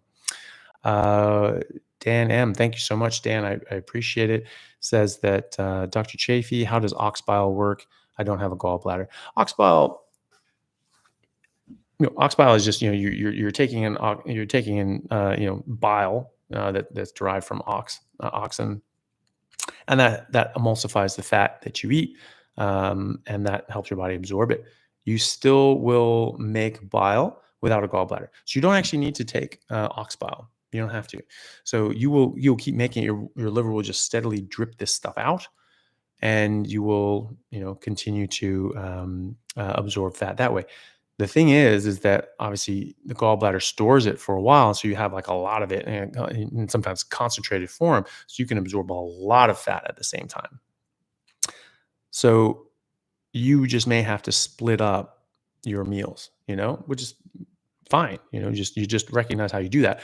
If you're not absorbing all the fat, it will go out and it will make your stools very soft and maybe even give you diarrhea. That doesn't mean you're sick. That doesn't mean it's an infection. It just means there's a lot more fat than your body can absorb.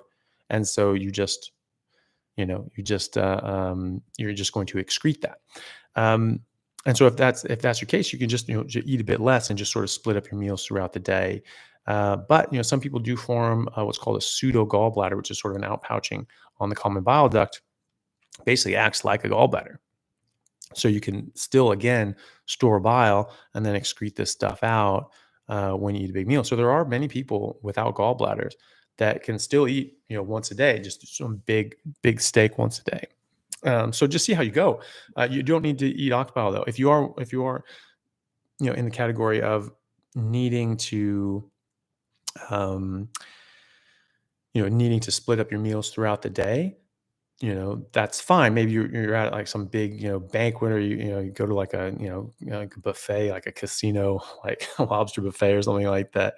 And you know, then maybe you want to take some ox bile just so you can absorb, all that stuff. Maybe you want to do that, but in general, don't need to do that. Kyle, thank you very much, Kyle. I really appreciate that. Mike, awesome, Mike. Thank you so much. Really good to see you here. Thanks for joining. Thanks for doing the live. Keep them coming. Well, I hope to. I think it's just sort of a Sunday here, and I just figured, why not check it out? I have to figure out how to sort of get all the different streaming things. Like I don't even know if Facebook does it, but YouTube and TikTok and Instagram, trying to uh, get those going at the same time, like on browsers in on a desktop. Right now, I've got I figure out how to do these stupid things on my phone. So like Instagram and TikTok, I've got on phones, and then I'm on YouTube on my computer. So we'll see. I'll figure it out. I'm sure there's a way to do it. That's right. I think there was someone trying to go on a joint live thing with me on TikTok, but I just sort of missed it. I don't know how that works actually, but maybe we can try that out if they call back. Yeah. What about peripheral neuropathy? Well, it depends on how far gone you are. I have seen this help with nerve issues in your body healing from that. But again, there's the concept of damage done.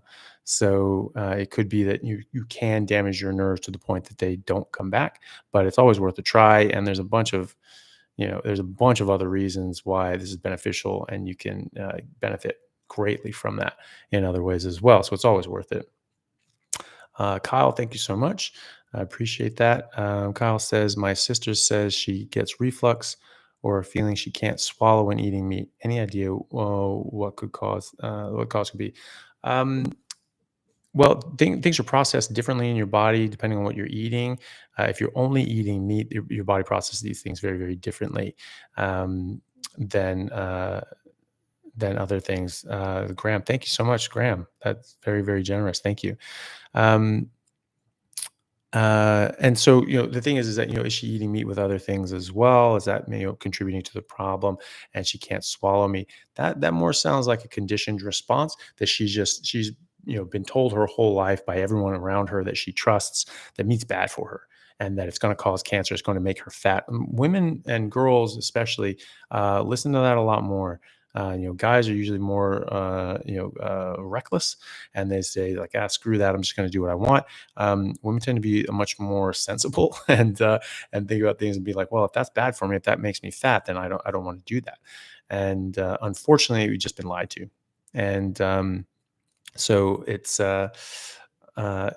quite often people can get just conditioned to be like, meat's bad for me, and so they just physically don't like the meat or the fat. Like I was doing this, like I was still trimming fat 5 years ago, and I eventually had to just go like, what the hell am I doing?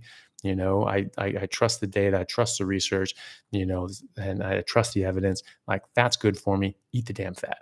And so I had to recondition myself. It took a while though, even though I knew conceptually that this stuff was really good for me. I just couldn't eat it. It was just like, oh my God, that's bad for me. And just that taste and that texture, my entire life I've been conditioned to say that's bad. It's hard to undo, but you can do it. And so, I just was like, okay, I'm going to cut off a little bit of fat and put it on a leaner piece of meat, and I'll eat that. And that sort of tasted good. And sort of, I reconditioned myself, and eventually, felt great, and loved the taste of meat. I can just eat chunks of fat now. They taste awesome. And, so I think that given time, if she really understands the concept that, like, no, actually, this is really good for me. And she accepts that, and stops eating all the other things, that she's not going to get the same problems, and she'll be okay. Reflux, meat just does not cause reflux. And so, people that get off all the different plants that they're eating, they will find that the reflux goes away. So it's probably a combination of both of those things. She might still be eating a mixed diet, and then just condition herself to not like it. So that's generally what we see, or generally what I've seen. Um, Person asks, what about people with kidney disease? Then you definitely want to be on a carnivore diet, because carnivore diet will help heal your kidneys. I have seen people come off of dialysis on a carnivore diet after about 9 months. That, according to, the medical dogma, should not happen. However, there are actual studies showing that a high protein diet is very beneficial to your kidneys. So the idea that high protein diet, meat-based diet, is bad for your kidneys, or going to box your kidneys, is just wrong. And it's not even supported by the medical literature. There's not even there's actual studies saying that, like, no, protein is really bad for your kidneys. There are no studies actually showing that protein is bad for your kidneys. There was supposition and conjecture that high protein was bad for your kidney, but that the studies actually showed the opposite. So carnivore diet is the best thing you could do for your uh,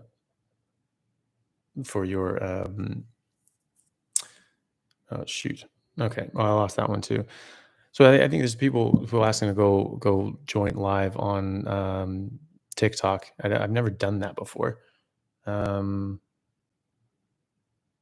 And so, well, I was gonna try to join it, and see what the hell what they wanted to talk about, but I missed it. So maybe someone could tell me what that's about, and how that works, and maybe we can try that. Um, Colossus says, my thyroid gets swollen when I don't eat carbs for more than 4 days. Usually I get goat yogurt with a little honey to fix it. Any ideas of how to push this through? It gets really big, can't turn head. So that's interesting. You could just be as simple as you have a lack of iodine, because that's a major cause of goiters, which is an enlargement of the thyroid. Um, so you can try, getting iodized salt, or taking salt or iodine supplements, and see how you go. Again, when you eat carbohydrates, you eat these different things. It just changes how your body dynamic works a little bit. So obviously something is working in that system to help you out, but it could just be as simple as you're not getting enough iodine, and you can try that at first anyway, and see how you go. That would be my first port of call. Um,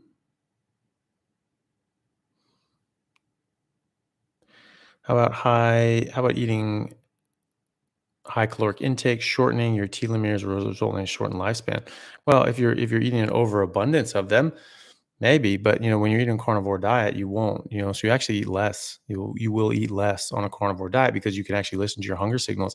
When you're eating carbohydrates and sugar, it actually disrupts how your body processes energy, and disrupts your hunger signals. So you will overeat. And so, yeah, that may be a thing. I haven't looked at those studies specifically, but just on first principles, you're going to be benefited by going on a carnivore diet, because you will be eating less. Thoughts on intermittent fasting? it's great if you're eating carbohydrates because you're waiting out the clock on the insulin. Insulin is going to disrupt a lot of things in your body and your biochemistry, and it will screw you up. So, intermittent fasting is just a way of just waiting out the clock on insulin, so you have a period of time during the day that you're not in that hyperinsulinemic state, and your body works properly. And everyone was like, "Wow, you get all these benefits of it." It's like, yeah, that's the benefit of not eating carbohydrates, really, of not having high insulin.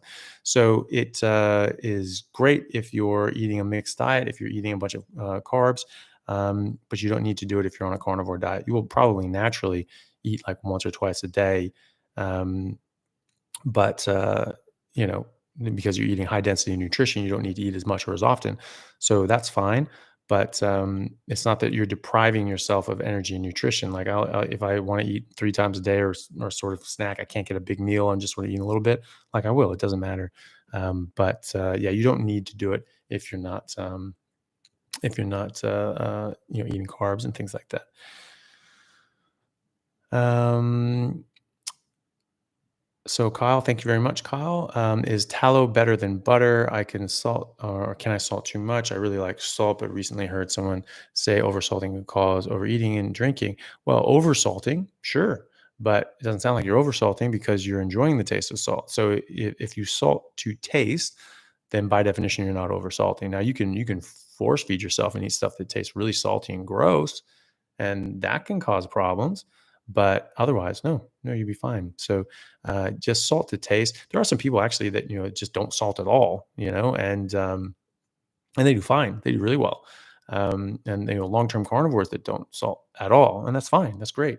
I salt. I don't use much salt, but I use some salt. I like it, but you don't have to. And I don't particularly find too much problem with that as long as you're just salting to taste, and yeah, that should be fine.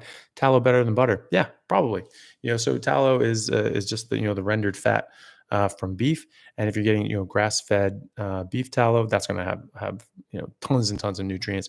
Butter can have the milk proteins that some people have a problem with and cause a bit of inflammation. So tallow, yes, will be better than butter, but grass-fed butter is still really good if you tolerate it. Some people don't. So some people just really can't handle any of the milk proteins, and you can go for like grass-fed ghee at that point. But yeah, no, tallow can't go wrong with grass-fed tallow. How to get past the keto flu? I've tried 3 times and cannot get past it, even with electrolytes. So the keto flu, I don't think is actually from going into ketosis at all. I think that's completely wrong, um, because you go into ketosis in about 24 hours. So everybody doing intermittent fasting will be in ketosis for a number of hours during the day before they have their one big meal, and then people who are fasting, they're in ketosis.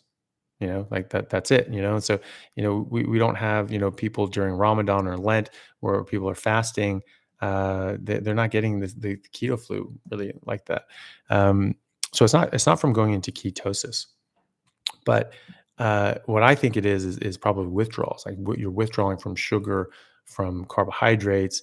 You're getting these plant toxins out of your body, and maybe caffeine, or even alcohol, cigarettes, whatever you stop. Now you're going to withdraw from that, and you're going to feel like crap.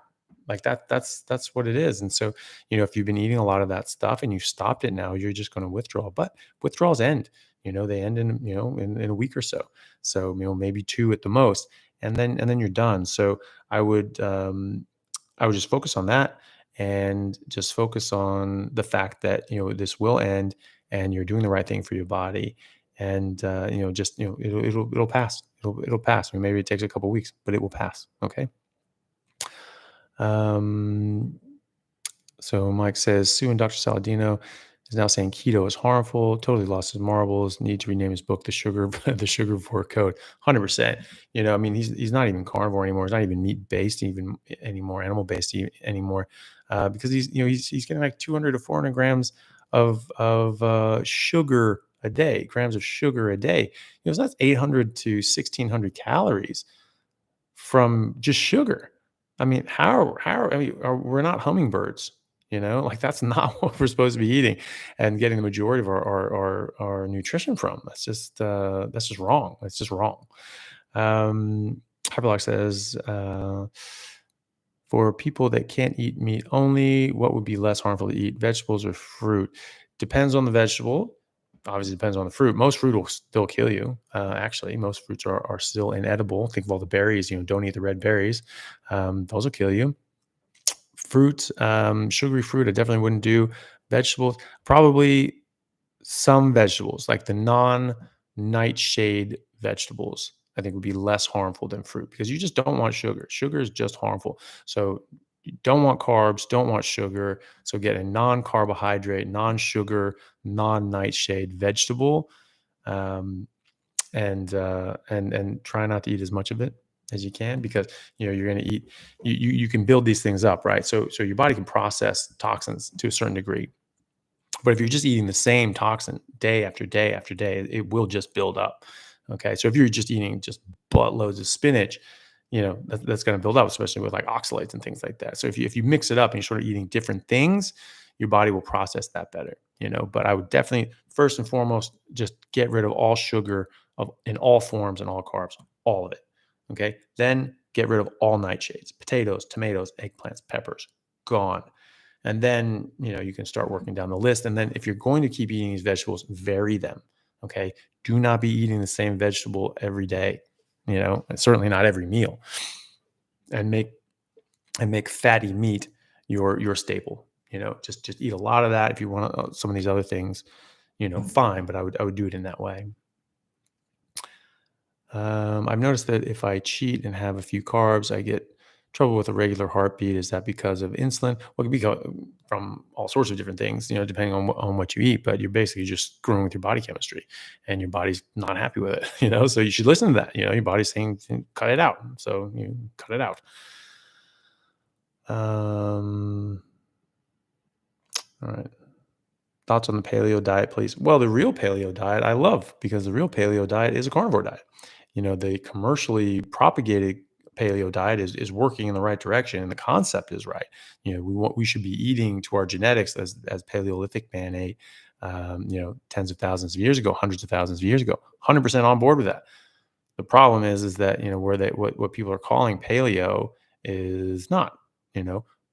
Paleolithic man was carnivore. That's what all the hard evidence shows. That's what all the data shows. Stable isotope studies, are very clear that Homo sapiens, Neanderthals, and other earlier humans, they were hypercarnivores. They exclusively ate meat. They were for 2 million years, at least. Okay, and they were heavily meat based before that as well. And so we had a higher carnivore rating than other large carnivores alive at the same time: lions, hyenas, bears, foxes, wolves. We had a higher carnivore rating than these guys because we were eating them too. So so paleo is great because paleo is a carnivore. But so what people call paleo is a bit different. But that's my thoughts on it. Any specific diet for someone who just finished chemotherapy? I gained a lot because of the steroids. Yeah, yeah. So that's crazy too, because you think about cancers feed on glucose. What do steroids do? And the steroids we're talking about here are not anabolic steroids. They are corticosteroids. We give these to reduce inflammation in the body. So things like a cortisol analog, like prednisone, prednisolone, dexamethasone, these sorts of things. They really screw with your blood sugar, and they can spike people's blood sugar. So that's a bit counterproductive because you're now feeding this cancer. Not great. So yeah, I would absolutely go with a carnivore diet, especially because of the cancer issue, because that's going to help your body fight off cancer and starve off the cancer. And so that's definitely the way you want to go. And you'll lose weight too, and you'll organize your body's hormones and cortisol to drop that weight, drop the water weight as well. So Jimmy is 6'7", 295 pounds, and plays football for the Buckeyes. Badass. Good job. We lift 4 times a week and eat 6 times a day. I fine with that as long as you're eating meat. You will blow everyone out of the water if you just eat meat. You just eat a buttload of meat. First of all, you won't have to eat as often, and you'll be able to work out a lot better because you won't just be just bogged down with all the food that's in your gut. Your athletic performance will go through the roof. So I played professional rugby for 10 years before I went to medical school, and I can tell you for a cold frozen fact that there is no better diet for an athlete than carnivore diet. That's bar none. So I played professionally for 5 years on a carnivore diet and another 5 years off a carnivore diet because I just didn't sort of realize how significant what I was doing was. When I was on a carnivore diet, I have never been more athletic. I have never been more dynamic. I have never been able to work out harder. I have never been as fit. I could go forever. I never got sore. I never got tired. I never ran out of energy. I could just go, go, go, go, go. I had to work myself up to it, but I was able to do that. I was able to work myself up. You will get so much more out of your workouts. You will be able to work out a lot more, and you'll get more out of the more that you do, and you won't be sore. You'll recover nearly immediately, and you'll be able to do it all again. You will absolutely kick the crap out of everyone around you with your performance if you go on a carnivore diet, a high fat carnivore diet. And the trick is not eating all the other crap because that stuff will bring you down. Carbs will bring you down. You do not need carbs to build muscle. In fact, they detract from building muscle. They just put on fat. They put on intramuscular fat and glycogen. So your muscles look more bulky, but they're not. That's not lean muscle mass. I have an episode with decathlete who's an all-American decathlete out of Michigan State, Ryan Talbot. He in his second decathlon ever, he won the Big Ten championship in the decathlon because he went carnivore in January, and he told me, and I was helping him out with it, and he was telling me, he was just like, I'm finally turning into the athlete that I've always wanted to be, thanks to carnivore diet. And he goes out and blows out, gets a near Olympic qualifying score for the decathlon in his second decathlon ever. All right, he's a sophomore, man. Like, so he's got tons of time to kick ass. So watch that episode with Ryan Talbot. It's one of my more recent ones, and you'll see yourself, like, this is the best thing you can do for your athletic career. And you go into this, you'll storm through the NFL, and you'll just stomp over everyone. And it'd be great to see you do it because you'll be leading by example, and you'll be showing people that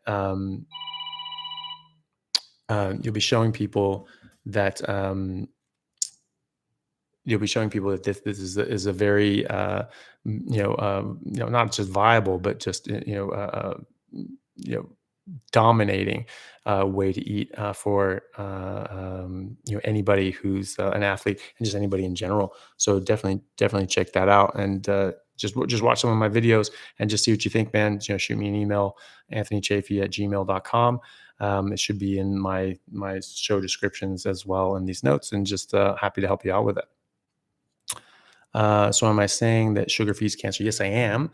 That was something that Professor Thomas Seyfried, who's one of the top cancer researchers and cancer biologists in the world, out of Boston College and Yale, shows quite conclusively. It has over 150 peer-reviewed studies and publications on the subject, and he shows that very clearly. We've known this since the 1930s from the work of Otto Warburg, who won the Nobel Prize in medicine in 1930. He showed that cancer takes in about 400 times the amount of glucose that other cells do, and this is a problem of respiration on the mitochondria. So if you aren't eating a bunch of carbohydrates, your mitochondria work better, they don't get damaged, and you're not feeding these cancer cells in the first place. So yeah, that's very, very important. But yeah, if you guys want to watch that, that's on my YouTube channel, just Anthony Chaffee MD. And that's Thomas Seyfried is the interview with that. And so, check that out. Milk and eggs. I tend to avoid milk just because of the lactose, but eggs and butter absolutely is fine. And Jimmy says, thank you. Do you eat a lot of steak? That's awesome. Trick is not to eat all the other crap. The other crap will, bring you down. But yeah, keep it up with the steak. Fatty steak, fat's really good for you. Fat does not make you fat. It makes you lean, strong, and healthy and gives you muscle because you actually need cholesterol to build muscle. Okay. Cholesterol is also what your testosterone is made out of. Okay. So, eat it. Hoodoo operator, thank you so much. Hoodoo, appreciate it. Says that, can you give your opinion on cannabinoids, and are we being lied to about it as a medicine? Surely THC, CBD are plant toxins. Yeah, that would be sort of my thought on it. That's the thing with medicine. Medicine is just a poison that gives more benefit than harm in certain circumstances. So just like I'm not going to take antibiotics every day if I don't have an infection, or even antibiotics if I don't have the infection that is treated by that um, antibiotic. I'm not going to take THC and CBD unless I have an issue that is specifically treated by those things. Now maybe there are things, I'm sure there are, but does that mean that we should be taking it all day every day? Probably not. And they are going to have other side effects and toxins, toxic effects that we don't want, And so maybe the good outweighs the bad in certain circumstances. But if you're just living your normal life, probably the bad's going to outweigh the good. What's going on here? Sorry. Sorry, I'm trying to find. I'm all new to this, guys, so just bear with me. Questions.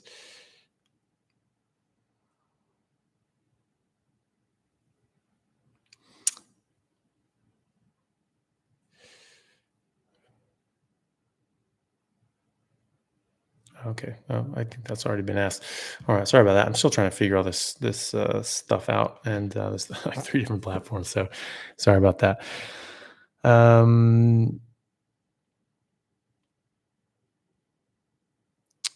Okay. So one question is, I have bile issues after a massive coffee binge and still recovering after cutting it weeks ago. I'm carnivore. I'm wondering if I could help heal my gallbladder or liver, somehow staying meat only. Yeah, I mean your body will sort itself out. Just I haven't really heard of having bile issues after just drinking a buttload of coffee. But like, sorry, that's sorry that happened.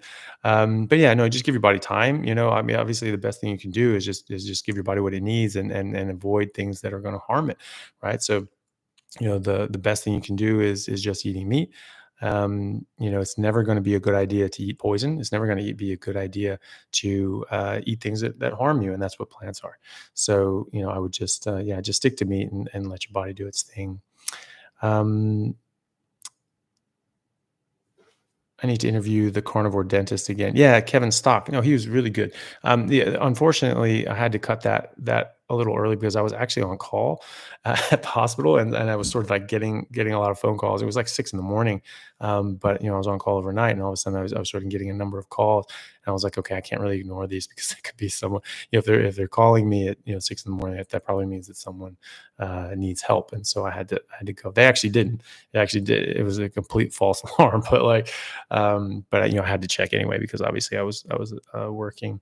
But yeah, Kevin Stock's awesome, and I do plan on linking up with him again and doing another one because I had a ton of other questions for him anyway. All right, guys, I think we're coming up to the 2-hour mark, so I think we're just going to do sort of 5 to 10 more minutes, and then I've got to go do some other things and make some calls and do some work. But so maybe we try to get some last minute questions in as much as we can. Where we go here. Dr. Chaffee, do you think that salt will make me hold water even though I'm only eating meat? Not really. You'll pee it out. You'll as long as you're drinking enough water and you're not over salting, like you should be fine. Your body will sort of take care of that on its own. And if you want to sort of eat a bit less and see how it affects you, that people sometimes are affected. There are some people that are a bit salt sensitive. It's rare, but they are. And so, if you're in that category, then that's something that's good to know about. So you can just sort of just trial that out. Maybe eat a little less salt, or maybe just go a week or so, without any salt, and just see how you feel. It's very good to test things with your body yourself. Would you do two meals rather than one if you have lowered fats because of diarrhea? Um, Diarrhea problem that listened to the Seyfried video. I heard you say that I don't need to lose weight. I do fast 72 hours weekends. Um, Yeah. So if I understand that question correctly, you're saying, would I do two meals rather than one if I'm having sort of loose stools? Yeah, maybe. I would just, you can also just sort of reduce the amount of fat that you're having. If you don't have a gallbladder, then you might need to split up your fatty meals throughout the day, your fat intake throughout the day. Fat's still going to be important. You still need it, but you'll need to sort of eat it in smaller portions throughout the day. If you're not in that category and you're getting this overrun, then just eat a bit less fat. You can just pull back on the fat.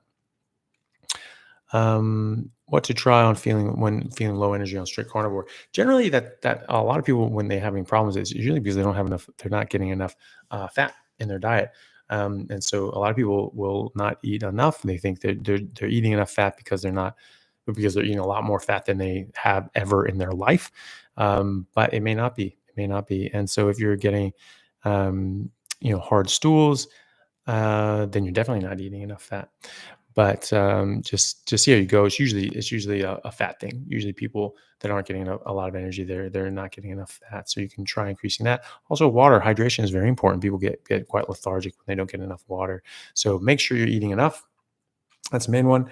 And make sure you're eating enough fat, and then make sure you're getting enough water as well. Statin drugs, I feel lousy when I took them. Yep, you will, because that is not good for you. It saps your body of vitamin CoQ10, which screws up your oxidative phosphorylation, so phosphorylation.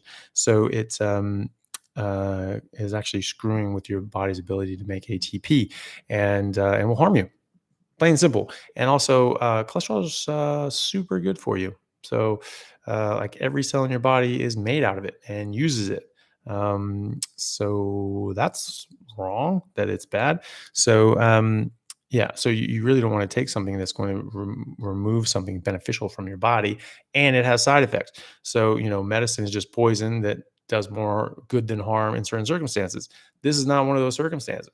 All right. It's doing harm, and it's also doing more harm. So, yeah, I'm not a fan of statins anyway. Give us a flex. I don't know about that, but Dr. Chaffee, do you think salt will make? Oh, I already read that one. My husband's endocrinologist, sorry, told him that he would get diabetes if he didn't eat gluten. Oh, what? Okay. When he questioned her, she said, "It's in the literature." The hell it is. Okay. Tell her to show the damn literature then. That's the thing. You'll get people to show their damn work. They say, "Oh, it's in the literature." Okay. Can I see that, please? You know? And if they get pissed off and they get offended and they get like very defensive, well, they're full of it. All right. That's dumb. You get duff. Like, what about eating? So, okay. So she's saying that the lack of gluten causes diabetes, insulin resistance, and aberrant processing of glucose. What the hell does gluten? You don't even absorb gluten. You can't. You don't. It's indigestible. It just causes leaky gut and screws with your bowels. It doesn't even go to your body, unless it's like through leaky gut. It's not a usable protein by your body. That is just insane. Like, get that literature, because I would love to see that. That is nonsense. Like, whoever that lady is, she should be fired immediately and have her license taken away. That is just ridiculous that someone would say that. And like, maybe there's some just idiot study out there that has some sort of weak correlation or something like that that's suggestive of whatever, but there's absolutely nothing that shows causation between those two things. Nothing. I will bet every cent that I own and ever make in my life that that is not the case. That is garbage, absolute garbage. Tell her to show her work. Tell her that that is, tell her it's like, okay, great. Let me see the study, and then read the study and see if it actually is anywhere close to showing anything that would support the conclusion that if you don't eat gluten, you'll get diabetes. That is just the dumbest thing I've ever heard in my life, and I'm shocked that anyone would have said that, especially an endocrinologist. Like, these are the people that treat diabetes. Like, how the hell? But then again, the people that treat diabetes are also telling people to go on fructose because it has a lower glycemic index. Fructose causes type 2 diabetes. This has been shown conclusively, by the biochemistry department at UC San Francisco Medical School, and Dr. Robert Lustig. Like, dear God, you know, like, so, and these are the people saying, like, oh, you should do that because it's low glycemic index. So use fructose as a sweetener. They gave my mom like a big tub of fructose and put it in her tea. She's like, oh, I don't really like it, so I don't use it. Thank God, you know, because I mean, Jesus. But yeah, okay, I don't know, that one that one just pissed me off. Like, Jesus, really? That's wild. Tell her to show her damn work. I want to see that. I want to see that study. I want to see what kind of nonsense this person's trying to base that on. Sorry, I'm a little worked up. This was my favorite interview of yours. Blew my brain open. You've been having been a soccer player with occurring hamstring tears. Oh, well, thank you very much. Appreciate it. Is coffee okay? Or do you recommend cutting it out? Yeah, I would cut it out. I mean, it's a plant at the end of the day, right? And so plants are going to have plant toxins. I just saw a little TikTok thing where this guy was saying, it's like, oh, you want to get healthy, and people were saying, I'm going to cut out coffee. Whoa, not so fast. There's this observational study that said that you have these benefits. Observational study, what kind of nonsense is that? That's that you're basing like the health of your existence on an observational study. Maybe not the best thing to do. I mean, that's very low level evidence. Maybe it's true. It could be. I mean, there've been observational studies that were borne out and ended up being true, but it's very low level evidence. So you're gonna change your practice, and based on that, I don't know. What are some hard facts? Well, hard facts are that in botany and in horticulture, we know that there are certain poisons in there that plant makes to deter insects and animals from eating them. Especially in the bean, right? Because a bean is a seed, right? All organisms protect their babies more than anything, by and large. And a seed is a plant's baby. A bean is a seed. A grain is a seed. A nut is a seed. And so this is where you generally find the highest concentration of poison is in the seed. Okay, and so coffee bean is no different. Cocoa is cacao is no different as well. It's like it kills dogs. Chocolate kills dogs. It's because it's poison. Okay, and that's why it's bitter as hell, because that bitter taste is your brain and tongue recognizing harmful chemicals, saying, "Don't eat this. This is bad for you. Spit it out." Right? And so that's what that is. And coffee's a bean. I mean, caffeine itself is just a neurotoxin. I've spoken to people who have intractable epilepsy, who've cured it on a carnivore diet and a keto diet. And we've been doing this for 100 years. Actually, been used in the been used as a treatment modality for intractable epilepsy for literally 90 years. It's still used at Johns Hopkins. Okay. I spoke to people that got rid of most of their seizures from going keto, and got rid of all of them on carnivore.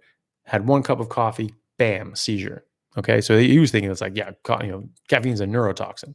So yeah, I just avoid that stuff. I had one cup of black coffee after sort of a couple days after like a heavy workout. I was sore for 2 days. I don't get sore. I don't get sore normally. It doesn't matter how much I work out. It doesn't matter how hard I push myself. I'll get sore with one cup of black coffee. I was sore for 2 days. Okay, so obviously there are things in there that are harmful, and everyone I speak to that gets off coffee, they all say that they're really happy with that. let me see. Someone's saying, asking Sue Cameron if they were talking about gluten or glucose. That's a good question. Maybe it wasn't gluten. That would just blow my mind if they were saying that. But also, like, why would you? How would you get diabetes from not eating sugar? I mean, what kind of stupid nonsense is that? So either way, that lady's an idiot, and should not be listened to. And don't give them your money. Like, just don't give people like that your time. If they got that wrong, what else have they gotten wrong? You know, like, you can't. You got to be careful with these sorts of things. And people make honest mistakes, but, like, come on now.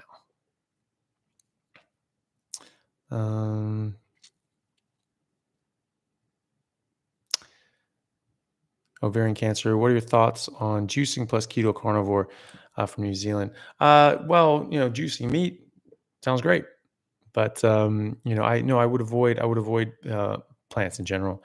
Think about it this way. If you juice a bunch of vegetables and you don't add any fruit or berries or sugar or anything like that, um, then you're going to you're going to see exactly what this tastes like, and it is very bitter. It's like not palatable.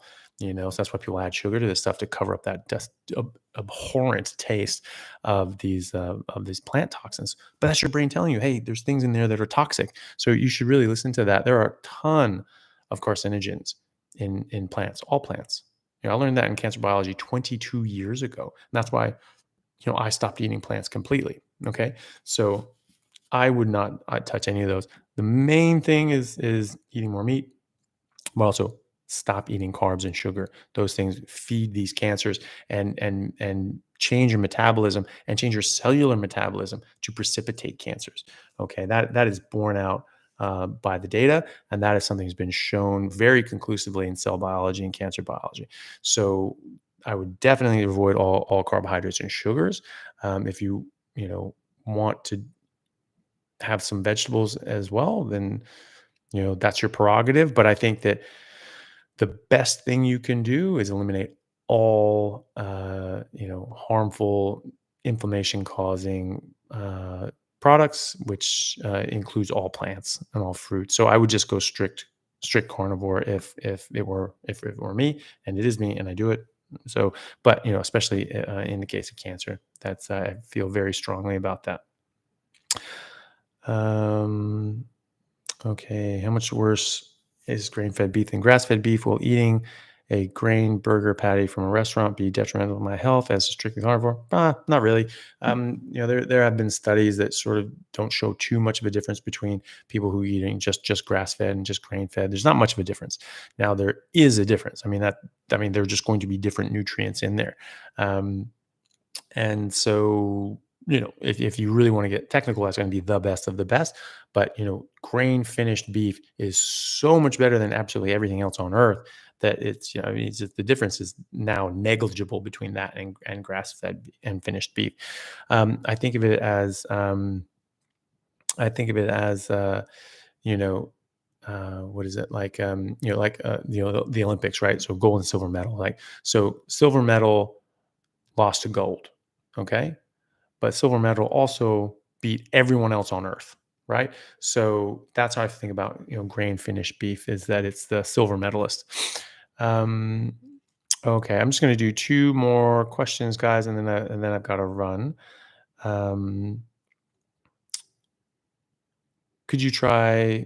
You could try vitamin C for constipation. Well, you could, uh, if you yeah. Well, it's an irritant, right? If you eat a lot of vitamin C, um, you won't absorb it, and it will irritate your gut, and yeah, you'll have if you eat enough of it, you have explosive diarrhea.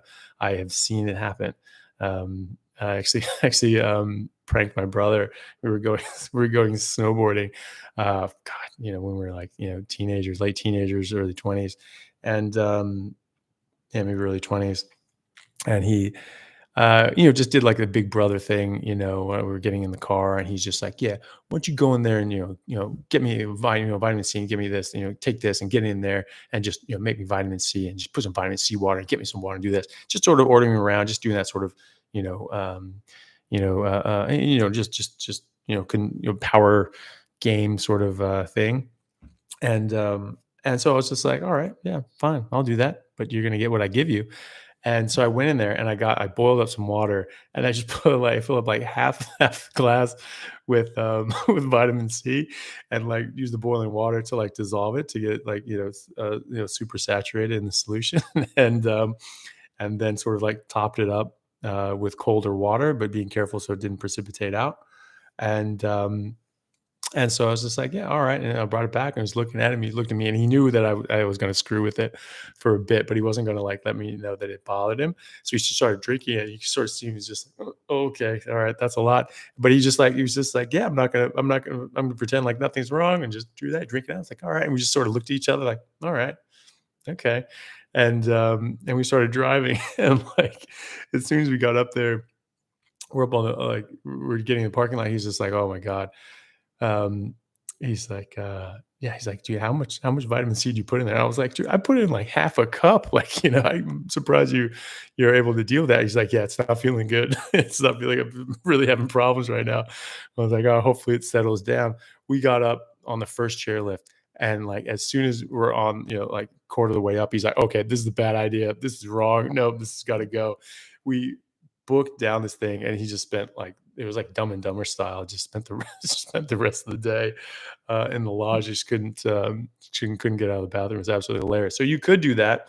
You could use vitamin C to move things through, but you don't need it. You just eat enough fat.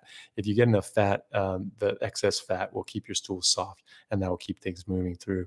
So yeah, you don't need to hurt yourself by doing that. All right, last question. Let's see. See if I can find one here.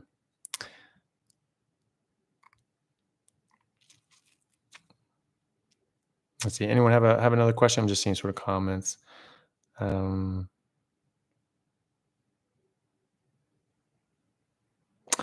so Chris says, "Excellent live. Do I have a partner?" Asking for a friend in Australia. Yeah, I do. I have a girlfriend Elle, and she yeah, so we do some posts together and things like that. And we just started like a sort of a carnivore cooking channel on YouTube, but we haven't really posted many videos yet.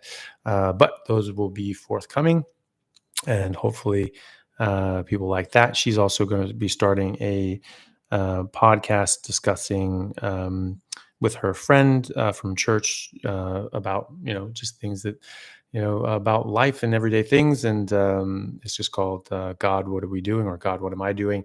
And they just talk about their life and sort of dealing with their issues that they've had, and putting that in a potentially in a religious context as well. So if that's interesting to people, you can check that out. It's not up yet, but it will be.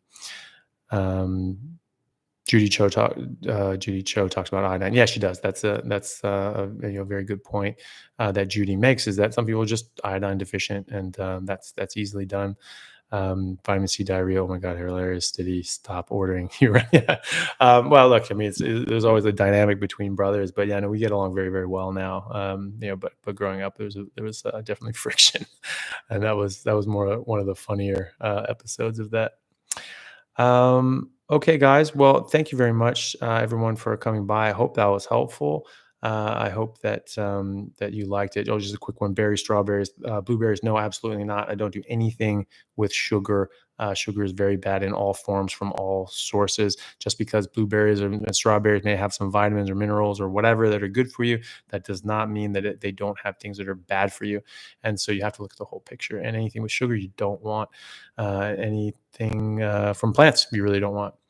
But how do I feel about mammoth meat? I have to answer that one. Would love to get my hands on some mammoth meat. My uncle was at a like a charity dinner, like a fundraiser dinner, and they actually found like a mammoth, like in a like an ice floe in a glacier, and there's hair and all, So they studied this thing and did all that, but they actually took the meat, and it was just like freeze dried meat, and they cooked it up. They were cooking like mammoth steaks for people, and he's saying it was like, yeah, it was a bit dry as wood. It's that 10,000 years of freezer burn, but yeah, I would love to get my hands on some mammoth. That'd be awesome.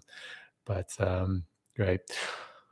Okay, guys. Well, thank you very much. I really do appreciate it. I really hope that this was helpful to people. And I'm still trying to figure out this live stuff. And so once I get that going, I'll I'll do more of it.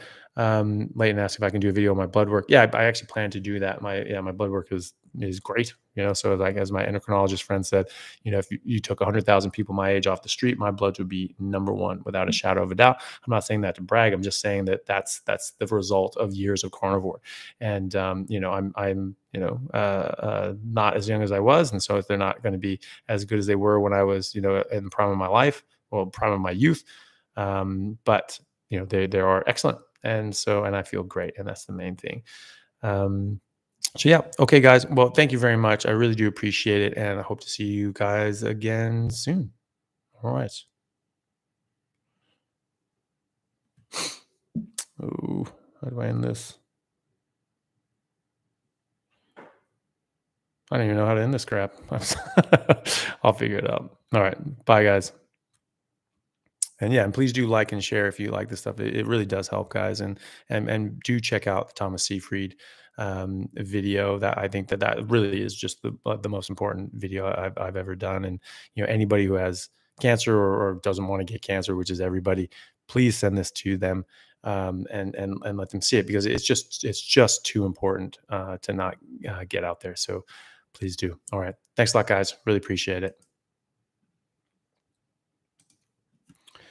All right, now it's just for